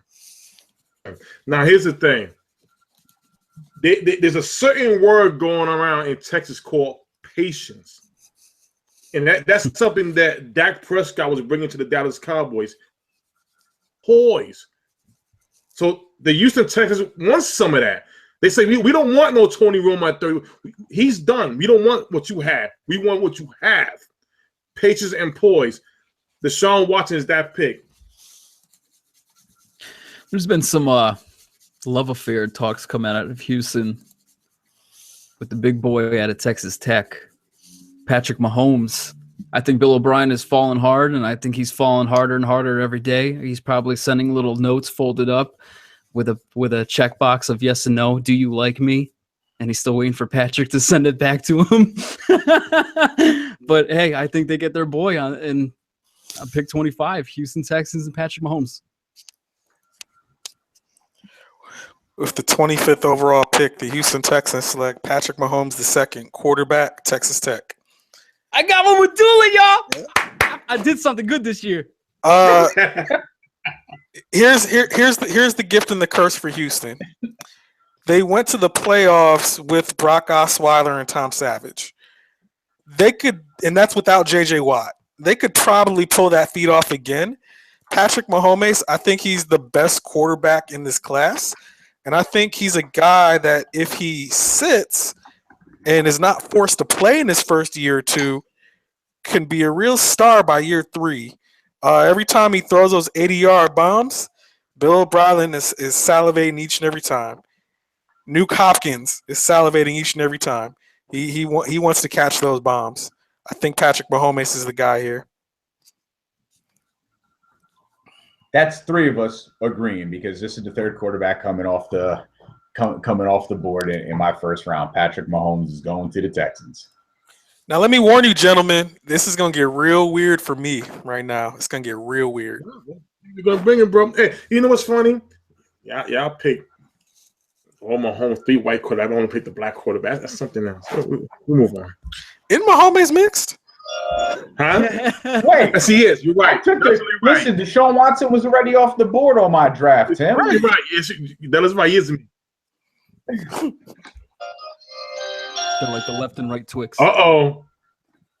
Right now, I know Sean's right now with his brown liquor, and he's going to have his boxes, Seattle Seahawks boxes running around the house going crazy. The Seattle Seahawks running back Joe Mixon. They was like, wait a minute. We gave our contract of beast mode to the Raiders. We drafted 2 running back that are finesse. They won 1 yard, shoulders out, injuries.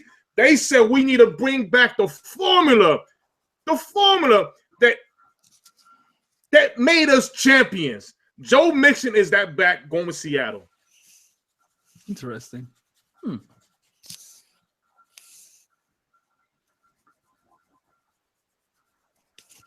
You're up.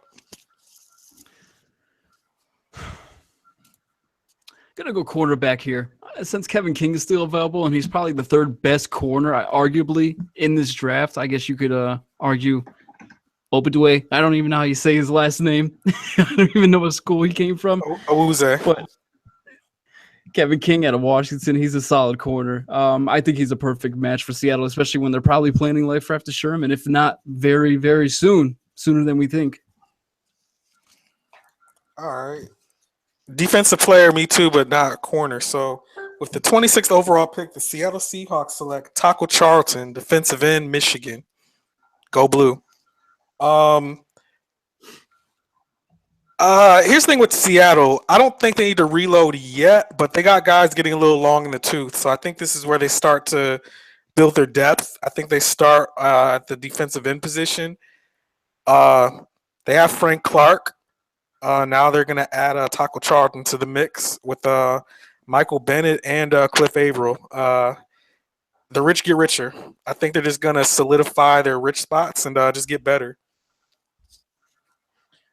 I'm not going defense on this. I think all the players that they would have been looking at defensively are off the board, at least at the key positions as far as defensive end or linebacker were concerned and at cornerback. So I'm going to say, they loved him at the beginning. There's nothing that is, I guess, made me change my mind off of that or made them change their mind off of that. Cam Robinson. They got to keep their quarterback Russell Wilson protected. So this is where Cam Robinson's going to go.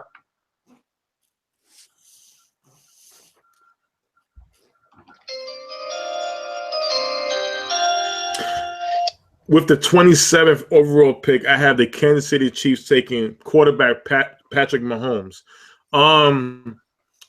Alex Smith is not getting any younger. He's getting older. Mahomes is that guy who could throw that football. He could also run. If Andy Reid's there for long, he has to prepare. Life without Alex Smith. 50 options every point for a quarterback now. 50 option.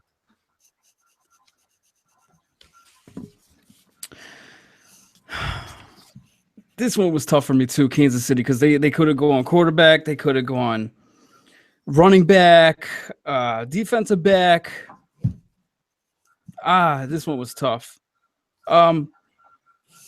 Ultimately, I don't know if this is going to happen because they were so tough for me to guess, but just because of the availability and because he is there, I'm just going to pick Ryan Ramczyk from Wisconsin to go to Kansas City.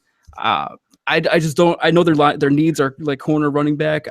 With the depth, I think they can wait off for that. And then for linebackers, I just don't know if they need to go in for one, especially right now at the end of the first. Maybe they can hold off for that. So I don't know. I didn't really have a good feel for Kansas City. This was one of my toughest picks in the whole 32 that I didn't feel comfortable with, to be honest with you guys. I told you it was going to get weird, and it's going to get weird right here. This is where it starts for me. With the 27th overall pick, the Kansas City Chiefs select Zay Jones, wide receiver, Eastern Carolina. Fox. I'm never picking behind him again. This is twice. Look, he had a great Senior Bowl week, 6'2", with some speed. He doesn't play as fast. He doesn't appear to play as fast as his straight line speed. He has an NFL pedigree. His father won 3 Super Bowls with the Dallas Cowboys. His uncle is Jeff Blake. A hard worker, good kid. Your uncle sucks. And well, Kansas City still needs a receiver. I know you talk about Tyreek Hill. I think he's more of a gadget player. Jeremy Maclin hasn't really lived up to the billing. I think they're still looking for a guy, and Zay Jones could fit that bill. Oh, man. Yeah, I'm taking Zay Jones as well. But this is due to history. Again, as an Eagles fan, I've had a lot of history with Andy freaking Reid and his reaches and his picks, and this is a reach at that position. He's reached a wide receiver consistently, and he has failed. So I like Zay Jones, and I fear the failure aspect because Andy Reid just can't win when he's drafting wide receivers. But yes, he will go receiver, and they will go Zay Jones. Interesting. I really want to go quarterback here for them, but I think Alex Smith does have a lot in the tank left, and I don't think Andy Reid is ready to let go of him. Andy Reid is very good for sticking around with guys a little too long. Cough, cough, Dominic McNabb. Aw. Yeah.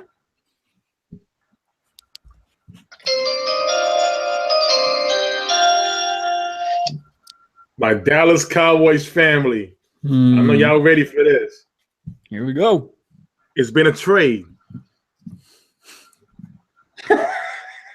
Now, I'm going to keep it real for tonight because tomorrow I'm going off tomorrow. Now, here's the thing. We need defense. There's a lot of guys in the second and third round we need. But let's go off on the trade. The Jacksonville Jaguars are not picking up Blake Bortles' fifth option. And what the new coach love to do, they want to get their own quarterback, their own toy. It's a norm in the NFL. Tom Coughlin is in charge. He wants a smart quarterback, a quarterback with leadership. So the Jacksonville Jaguars are trading picks with the Cowboys. Jaguars is on the clock. The Jacksonville Jaguars are selecting quarterback David Webb. Interesting. Wow. Okay, all right. Webb in the first. Okay. So the Dallas Cowboys, as much as I hate to make this pick to them, oh, my Lanta. Oh, it's making me sick just to have it come out of my mouth. Charles Harris.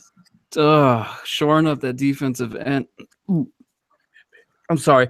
Pick 28, Dallas shores up that defensive end with Charles Harris out of Missouri. That boy's got a high motor, and the more he works at his game, he's going to be a damn beast. So I'm hoping he doesn't drop this far. I'm hoping more along the lines of like Doolin and Fox are correct, and he goes a little earlier because I will not love playing Charles Harris on Sunday. So that's my pick for the Cowboys. Oh my God, Bella's up. I have a trade to announce. Ooh. Oh. The Cleveland Browns are now on the clock. With the 28th overall pick, the Cleveland Browns select Davis Webb, quarterback, California. 2 for Webb. Listen, This is getting spicy in here. look at his numbers and look at Goff's numbers. You tell me if there's a big difference. There's not. Actually, you showed us earlier, Dula. There isn't. Yeah.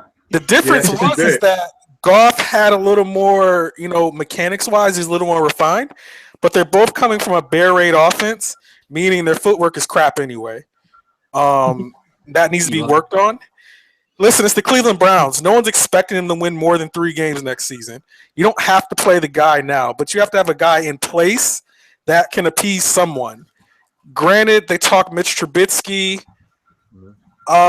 Cool. I still think they need to get some impact players for right now, and they did at 1-12, and now they get a quarterback. Davis Webb comes off the board here. I'm sorry, just seeing David Webb's face just looks perfect for Cleveland. Yeah, this is that is shocking. I actually I agree. I think the Jacksonville Jaguars will be trading up in this particular position because they want to get a quarterback to replace what's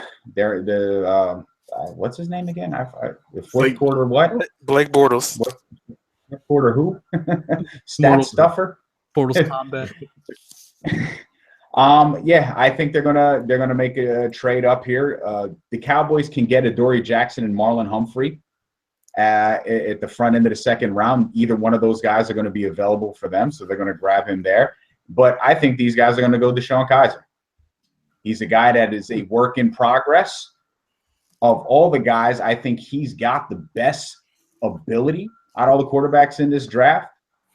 And it's just his up and down nature. Last season was a little bit rough for people to take in. So him sitting and possibly the next year and developing as a quarterback, I think Coughlin's going to like bringing him in. He's a smart guy. He's from Notre Dame. You're going to have a solid quarterback there. So yes, there's going to be a trade. Jacksonville's going to be moving up, and DeShone Kizer is going to be the guy. Just real quick, Della. You know what? May I add to your pick when you pick when you put Webb to the Browns? Also, the Browns had him as a starting quarterback at the Senior Bowl, and basically for what they were saying, good pick too, very good pick, interesting pick with that. The playbook. Yeah, he performed well. I think he was the MVP of the game. Yes, sir. Yes, sir. Yeah. All right.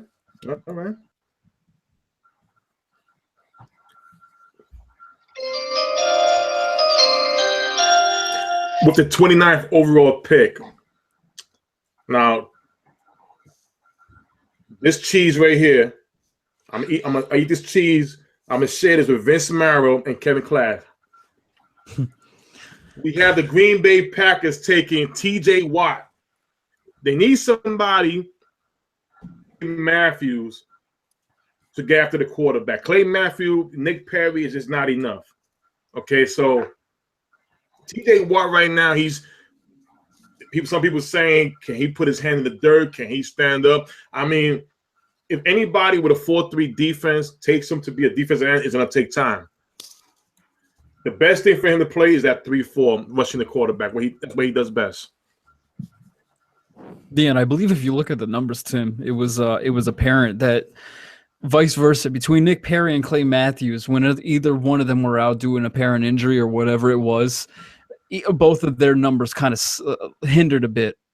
And I think it's the perfect pick coming out of Wisconsin, T.J. Watt. I mean, you can put him on the edge, and for his because of his size and outstanding athleticism, there's going to be teams with all different kinds of schemes considering him for their edge spot. So, and he's just going to find a way to play behind that line of scrimmage either way. So, I think it's a very good pick for the Packers.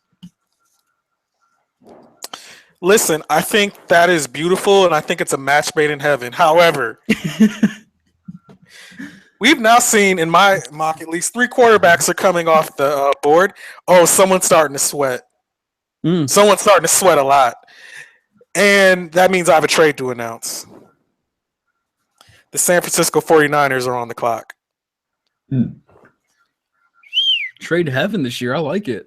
With the 29th overall pick, the San Francisco 49ers select Nathan Peterman, quarterback, Pitt. Ooh, Wow. sorry, Green Bay. Damn. Wow. Do you know Wow. who his I like that. do you know who his pro player comp is? He's Kirk Cousins. Isn't that who they're trying to trade for? Interesting. Mm. Huh. Yes. Nathan Peterman falls here. Listen, I know people like Deshaun Watson, Deshaun Kaiser. Look, you're talking about a guy here who's tough. Not the biggest, 6'2", 225-ish, but can play. Started at Tennessee, transferred to Pitt due to the emergence of Josh Dobbs there in Tennessee. I think this is a guy they can mold. They have Brian Hoyer to hold down the fort. I think Wow. Peterman, with Kyle Shanahan, he could work him into a Kirk Cousins. Wow, that's interesting. You really believe Peterman above? Because in my eyes, I feel Peterman along with Kaiser might be probably one of the worst QBs coming out, or will end up having one of the worst careers. Yeah, but it's San Francisco, so screw him.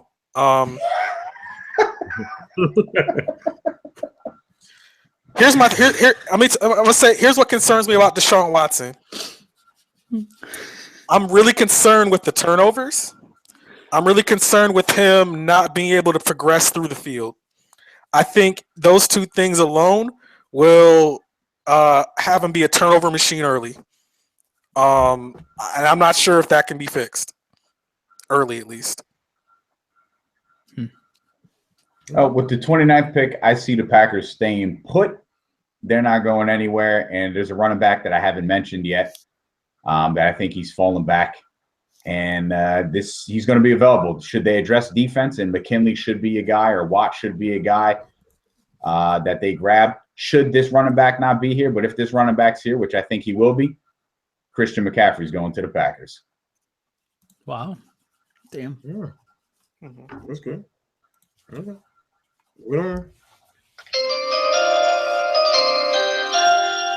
With the 30th overall pick, I have the Pittsburgh Steelers taking Takkarist McKinley, linebacker, defensive end out of UCLA. Now, here's the thing.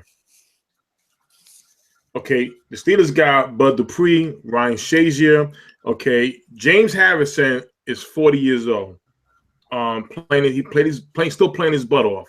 But it's time for the Steelers to get there to become the Pittsburgh Steelers of old. And they need defense, and that's what you should start off with.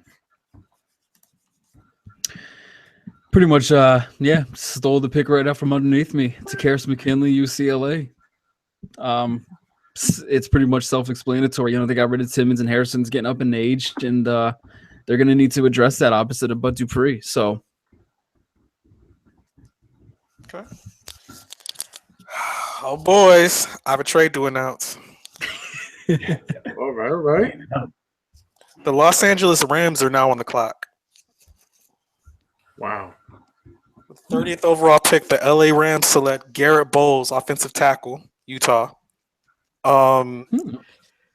They did sign Andrew Whitworth in the offseason.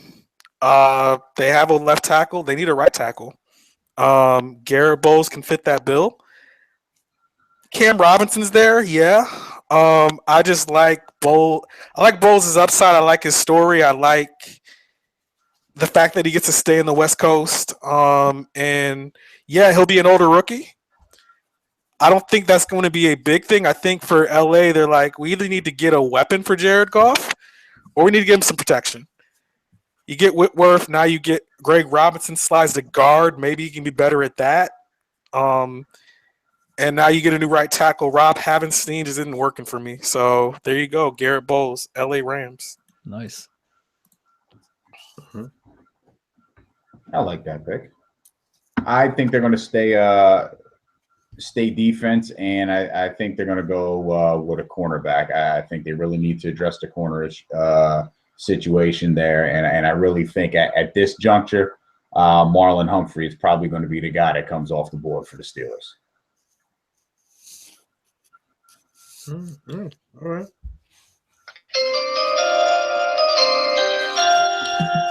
With the 31st overall pick, I have the Atlanta Falcons taking Charles Harris.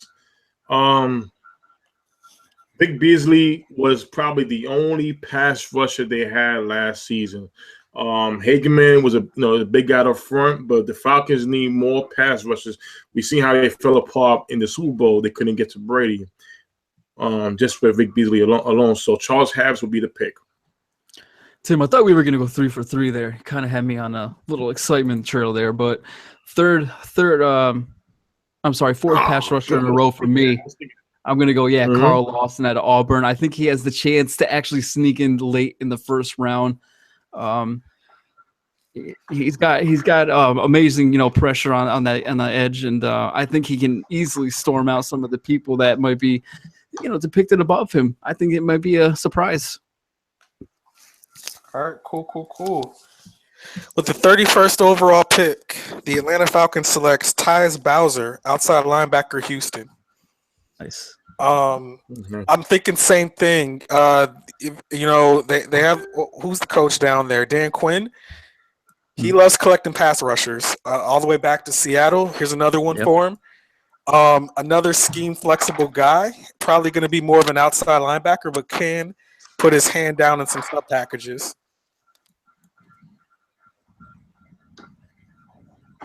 I like that. I'm going to go defense and outside linebacker as well, but I'm going to go to Karis McKinley since he's going to still be available there.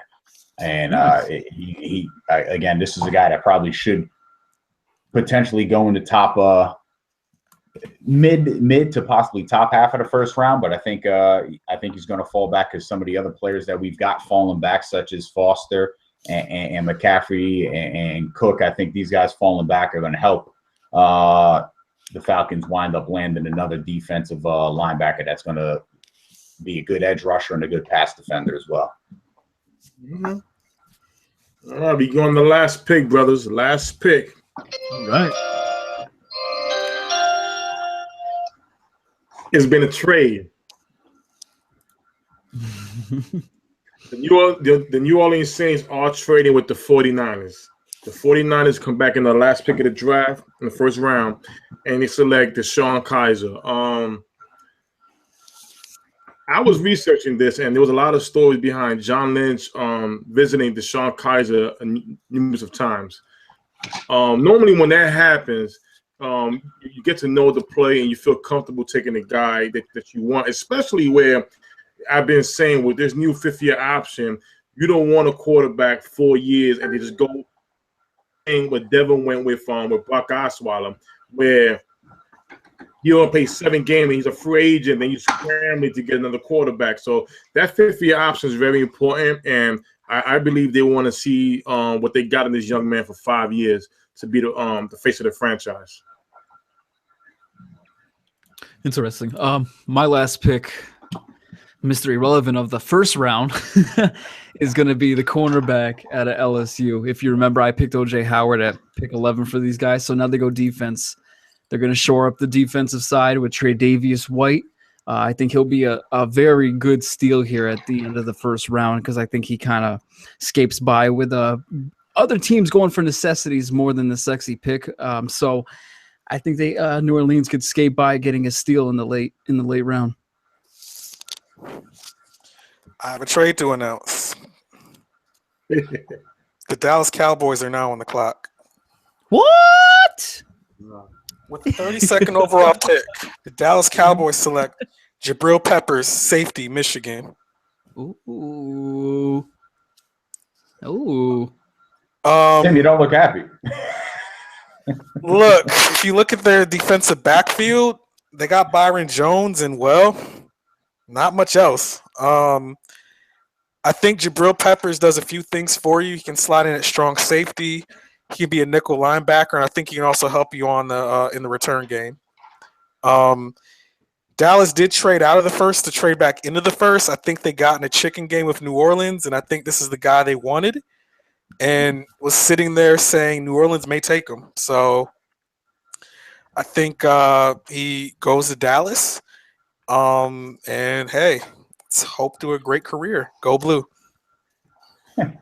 Well, I had the Saints grabbing Marshawn Lattimore with the 11th pick, so they solidified that cornerback situation. So now they got to replace a guy in the name of Brandon Cooks. And what wide receiver haven't I taken off the board yet? Oh, yeah, that's right. The speedster and John Ross. Ross will be in New Orleans Saints. Oh, man, that offense. Whoo! He can fly. Right, listen, that concludes our first round, but we're going to stay on and just talk about the draft for each other's picks. Surprise pick. Listen, Della, interesting pick with the Peppers. I won't be mad because you know what? I've learned in past drafts when I remember we took Frederick, Pro Bowl center, and he was a second round to third round guy, and I was one of the ones that I admitted that was like, wow, we reached. But look how he turned out. So getting Peppers, we do need safety help. It's going to be interesting to see how they use them. At 32 is not a bad pick. The guy was supposed to be a top 10 pick, but you know they still don't know where to put him and stuff like that. But listen, I'll be good with the pick. So where are you gonna? For those of you that didn't have Joe Mixon going in your first, what round do you see him getting selected? I see him going early second. Okay. All right, not bad. I can see an early second for him. Yeah, Jabril Peppers. I think he just gets the early second too. That would be interesting though. Someone traded up for him, like a Landon Collins almost though.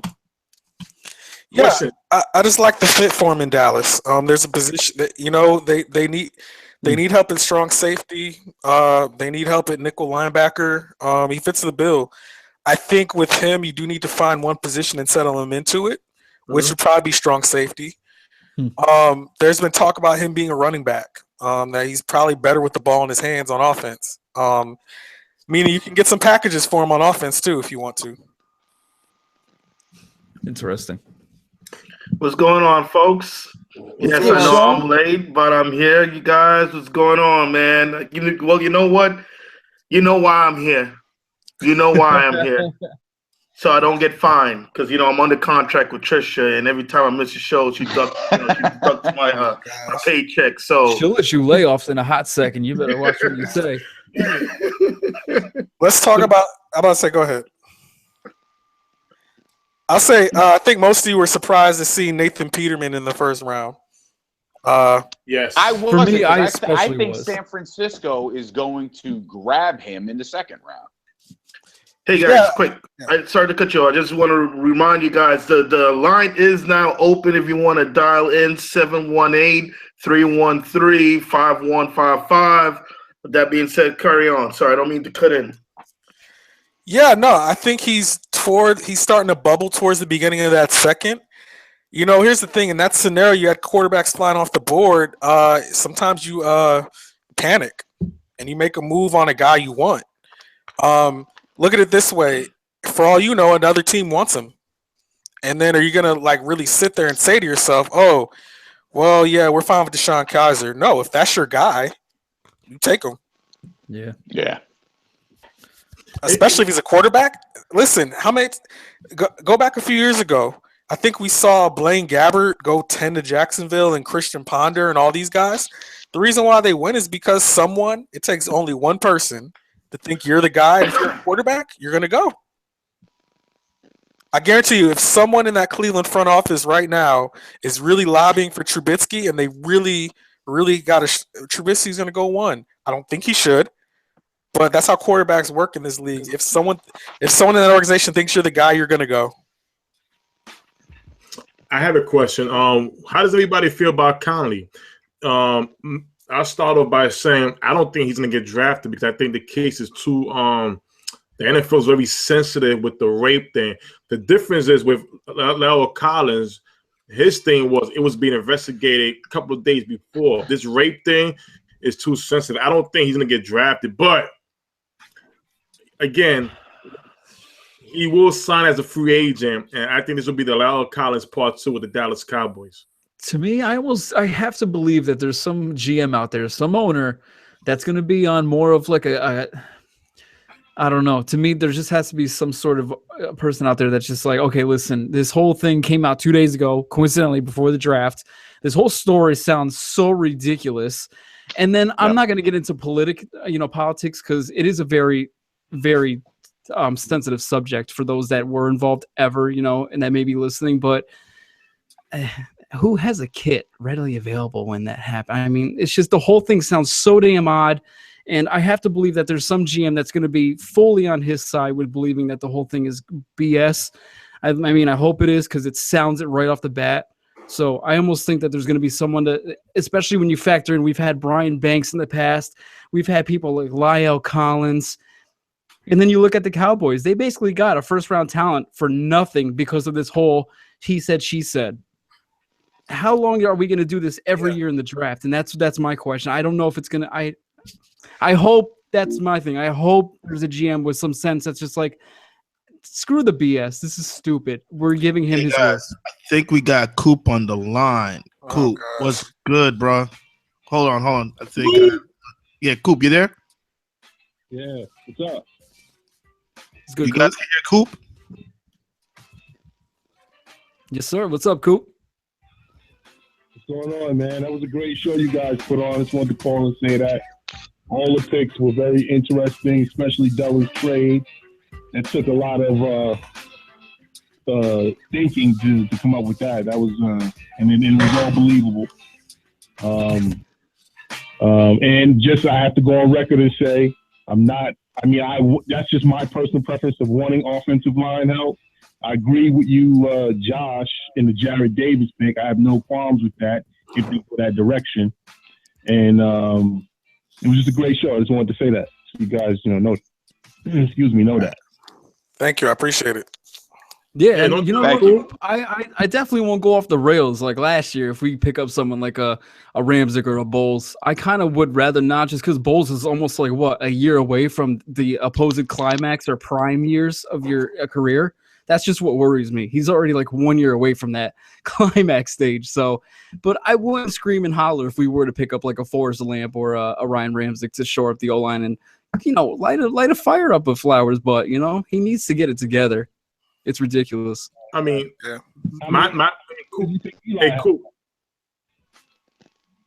Hey, cool. My original pick was Njoku. Eli, man, listen, you guys don't have a very good starting tight end yet, but imagine Njoku with that offense, with them offensive weapons. That could be very huge. They're trying to give everything to Eli Manning for these last 2 years before they get the heir apparent. Right. So my thing is this. I mean, I was excited, very excited. My mouth was watering, for, all the weapons we had last year. And we ended up, bottom 3 in the league in offense. My thing is, and mainly because of the offensive line, we couldn't run the ball. It limited us in a lot of ways. And I get what Josh is saying. The way he said it, made me agree with him. So I don't, I'm not disagreeing with him at all in that. Right. But I wouldn't call Gary Bowles a mud patch or however he phrased it. I disagree with that phrasing. I think he would be an upgrade on the right side of the line. I would think even over Fluker if Fluker was to be going for right tackle. You know what I mean? True. But giving Eli another weapon like Njoku or whatever his name is from Miami, to me, doesn't really excite me, because if Eli is not able to get the protection he needs, it kind of nullifies all of that. You know what I'm saying? Right. Yeah, it does. And Eli is not a savant in the pocket. It's like he's got 2 left feet. I mean, let's be honest here. He's not Tom Brady. When you can have a bad offensive line and you just have that innate sense to maneuver around the pocket, Eli does not have that. He needs to be protected to be effective. And like Josh was saying about Bowles being 25, I like the guy's attitude. I want nasty people up front who are willing to fight tooth and nail to protect Eli and generate a running game. And that's important to me.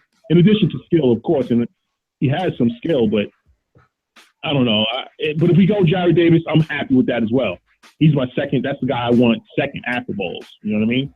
Yeah, I've just fallen in love with his highlight tapes, man. He's just God, he just looks like a monster all over the middle of the field. But Coop, let me ask you, since you haven't really been up here with us in a long time, I know you don't really get into too much college watching, but you do say around this time of year you like to read up a lot, get into some analysis and videos and stuff. So, other than the Giants, do you have any favorites? Do you have anything like, do you have any gut feelings of where Fournette may land, or McCaffrey, or quarterbacks? Any certain top prospects you're eyeing?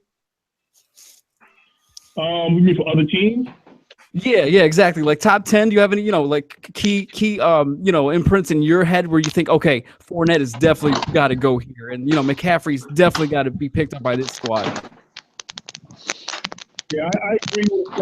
I can't remember who picked Fournette to Jacksonville. Okay. I'm there. I definitely see Fournette going there, in my opinion, because we all know what Tom Coughlin's about. You know what I mean? I think most of us did have Jacksonville taking Fournette, to be honest. I think a couple of us just had him traded up to like number 2 just to secure him. Yeah. San Fran, I think Tim, did you have San Fran picking up Fournette? Hey, I think Nice. Okay, yeah. What was that, Cool? No, I couldn't quite hear what Josh was saying, so I was just asking to repeat it. Yeah. No, I think Leonard Fournette going top 4 is going to be a lock. And I think Jacksonville is the team. I think Tom Coughlin, that's just the type of guy who wants in the backfield, a real hammer, a real battering ram. They have Denard Robinson back there too. They have some other guys, but I think he's your workhorse back. Right. My knock on him is that we don't know if he can catch out the backfield because he didn't have to do it at LSU. But they have Denard Robinson, so they have other guys to do that. Right. True. And Della, if you don't mind, I kind of want to ask you. I don't know if you saw it. I mentioned it in the comments. Yeah. Where you brought up, I think it was Malik Hooker. You said you called him a one-year wonder because he's only played 1 year college. Yeah. And he played a lot more college basketball. Was that the DB you were talking about? Oh yeah, no. What I meant to say was, in high school he was a touted basketball prospect. I don't think he played football until his junior year of high school. Okay. He played 2 years of high school football. Then he goes to Ohio State, and it's not his fault. He sat behind Von Bell. Von Bell was a second round pick last year, so it's not his fault. He was a 1 year wonder, but he only played 1 year of football. In addition, he's had some injuries, so I'm a little concerned about him. Oh, okay. Now one question now, and I believe I talked to Kev. He's a Green Bay fan, and I was looking up Quentin Rollins' stats his first 2 years in the league. Yeah. I believe he only played 1 year of college football at Miami of Ohio. I think he was a second round pick. He was a second round pick, yeah. Years ago. And his numbers, playing 1 year of college football at Miami of Ohio, and he's actually pretty decent. You know what I mean? Considering, Yeah. I mean, we've had a lot of guys who only played 1 year of college football and turned out just fine. But we've had some guys that were disasters. Mark Sanchez played 1 year of college football and was a disaster as a pro. It just depends on his mindset, and it depends on his overall usage when he does get to the pros. And I just want, again, he has these injuries, perhaps it's not a big deal. But, you're talking about a defensive back with hip issues. So that may worry me a little bit. I still think the production, 7 picks last year, I think 2 or 3 are pick sixes. It's hard for me to drop him out the top 10. I just have a little buyer beware on him. I don't think he'll be a bad player, but just a little, it's a few things about him. Right. And since you used the Mark Sanchez analogy, I'm gonna kind of skip forward to Mitch Trubisky. Do you feel the same way about him? I do. I'm not a big fan of his. I'm not a fan of a guy who couldn't beat out Marquise Wilson or Marquise Williams, North Carolina. If I look at his game, I think his downfield accuracy isn't that great. I think in terms of the mental makeup, I think he fits the bill as a quarterback. Sure, I don't think he's a head case. I think mentally he gets the game. I don't know if his play speed. When I say play speed, I don't know if he thinks as fast as he plays. Let's say that. Right. It shows up on tape a little bit that maybe the way he's thinking about it in real life, it just doesn't match, and that's usually a bad fit. You'll get yourself killed, thinking too slowly and playing fast. Do I think he has a chance to be good? Oh, absolutely. I just not sold by him. I'm not. Mm-hmm. All right. Well, thanks, guys. Thanks for the entertainment tonight. I'll be You're gonna be joining us tomorrow night, Coop. Watching you join us tomorrow, man. Right. Hey, Coop. You better be here, Coop. I'll be Take there. no for a damn answer. No doubt. Look, I have a question for Della. Yeah, go ahead.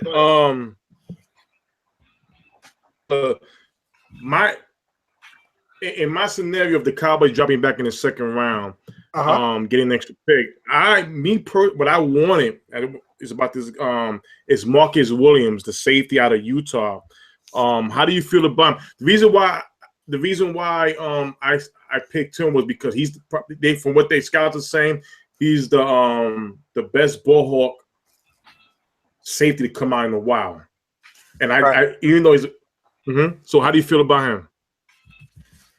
Are you looking for are you looking for a free or a strong? Because don't you have a free already? Well, from what they're saying, Byron Jones get moved down to the box. Oh, so okay. If you're looking for a free, I like him. I think at that spot, I like Buda Baker as well. Okay. I had him in the first originally. I think he just dropped due to some of these trades. No, I like Marcus. I like Marcus Williams a lot. I like Marcus May out of Florida. I think there are a lot of at the top of that. Even if you sat pretty in trading down, you can get yourself a very good free safety at that spot. I just think in my scenario, the value of Peppers kind of trumped and had us thinking, all right, this guy's an athlete, right? He may not be a full football player yet, but he's an athlete. You're talking about a guy who in the Big Ten, very tough, division, at 5'11", 200 pounds, is playing outside linebacker. With 13 tackles for loss. So that tells you something. The kid's tough. He's fast. I think he had a 4.4 something at the combine. I just think the athleticism just kind of trumped everything else. But no, if you sat pretty and got Marcus Williams or Mark May or Buda Baker, no, you'll be great. All those guys are going to be pretty spectacular. Okay. Dooley, I don't know if you've gone extensively in your mocks. Have you done any 2, 3, 4 round mocks? Have you gone past round 1? Not quite. I'm still kind of working on a 2-rounder. I finish up my round 2 tomorrow. It's just hard, man. After that second round, it's hard to really look at these because some of these guys start flying at you out of nowhere, and you're like, "Oh shit, I never thought of this guy." Pool. Yeah, it's a very large pool. So these guys that do 3, 4 round mocks, power to them. I noticed in all our mocks, there's 2 players that in some mocks had him in the first round, and that was Quincy Wilson out of Florida and Tease Tabor. Now, how do you feel about them two? I know they said safety, but I know none of us picked them in the first round at all. So how do you feel about them two? Tease Tabor may fall. How far is a different question. I think from what I gathered, if you get the guy on the board and talking about football, he's very passionate, very excited about talking football. He did not perform well test-wise. Did not run very fast. And he's kind of an immature guy. He just strikes you as a guy who, can I trust him with a lot of money? Is he gonna, do something stupid soon? I think for those reasons, he'll fall a little. I could see him being in the second, maybe early third. I just think he's a guy where it's the exact opposite. He may not be a great athlete, but he's a good football player. So that's what usually will get you drafted, higher than what you should go. Quincy Wilson, I think could still go in the first. I don't know if corner is a fit for him. I think he may be a safety. I think time will tell. But again, I just think he's kind of stuck in between a rock and a hard place of is he a corner or is he a safety? Okay. Well, real quick, everybody, who do you want? Who is your draft wish? Mine's is in case if Derek Barnett didn't fall, that's it. But my wish is T.J. Watt. That's my guy. And we stay put. Josh, Della, Fox, Sean. Who do you guys want? Anybody in particular? Your draft wish. I mean, if we were wishing, shit, give me Reuben Foster all day. Okay, all right. Della? Listen, in my mock draft, my wish came true. I want Hassan Reddick. I think pound for pound, I think he's the best prospect in this draft, not named Myles Garrett, pound for pound. Oh. Fog? Myles Garrett or Solomon Thomas would be my wish. Yeah, I mean, I was thinking that just now in my head. I'm like, shit, why wouldn't I just pick a Myles Garrett? I mean, who the hell's kidding? You know? I mean, give me Myles Garrett all day. That would be my Realistic wish. Yeah, even like a Reuben Foster. I'd love to have Reuben Foster. I think it'd be great. God, yeah. Listen, I think he's got the chance to fall that far back. I'm concerned that I would like to see Reuben Foster. I'd love to see the Eagles grab Reuben Foster. I think the thing is, we're talking, Doug Peterson comes from that coaching tree of Andy Reid. If Reuben Foster is there or Kevin King is there, he's going to go with the need rather than go with the star player. He's always done that. And I think that track record is going to precede those who have worked under him. By the way, from the looks of it, at number 7, the Chargers, I think it's the worst kept secret that is going to be Malik Hooker. I think by all accounts, if he's there at 7, that's where he's going to go. I almost have a thing with the Giants too. I almost feel like for some reason last year it happened and this year it's happening. I don't know if it was true that it leaked out early that Leonard Floyd was in their board and it was a favorite and Chicago nabbed him right before. I think it happened the year before that too. But with possibly like Taylor Lewan or something like that. But I don't know if it's happening this year because I'm hearing rumors that these guys can't keep their shit tight and that Gerard Davis is possibly leaking out as a favorite. I don't know if that's just rumors, but that'd be some. So who the hell is talking? Keep your shit in the war room.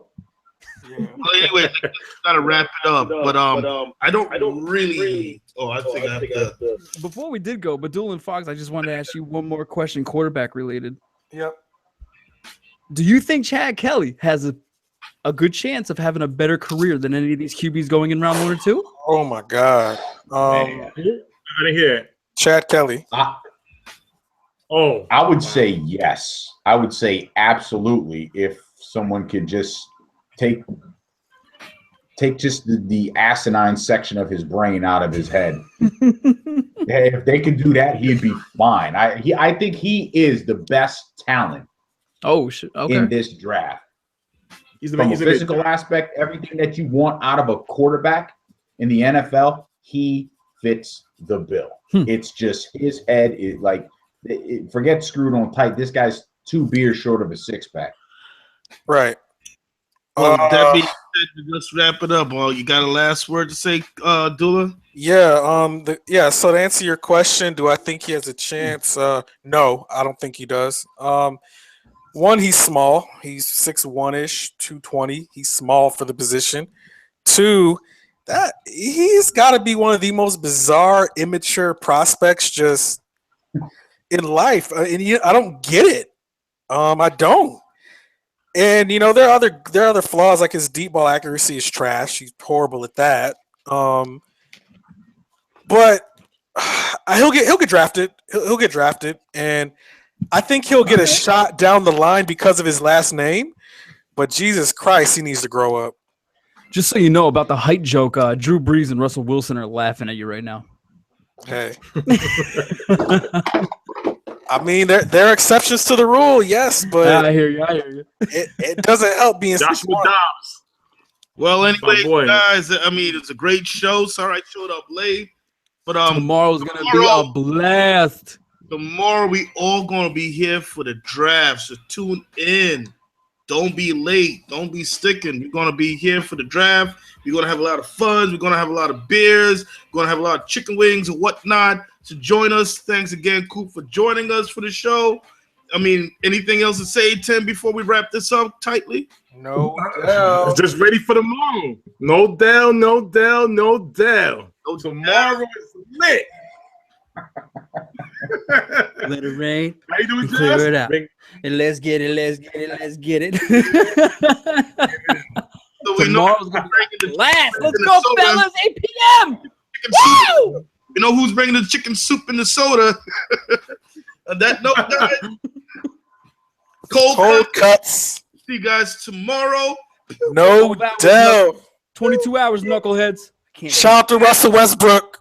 Again, thanks for joining us in the call, and we out. Easy. Shout out Oklahoma City Thunder.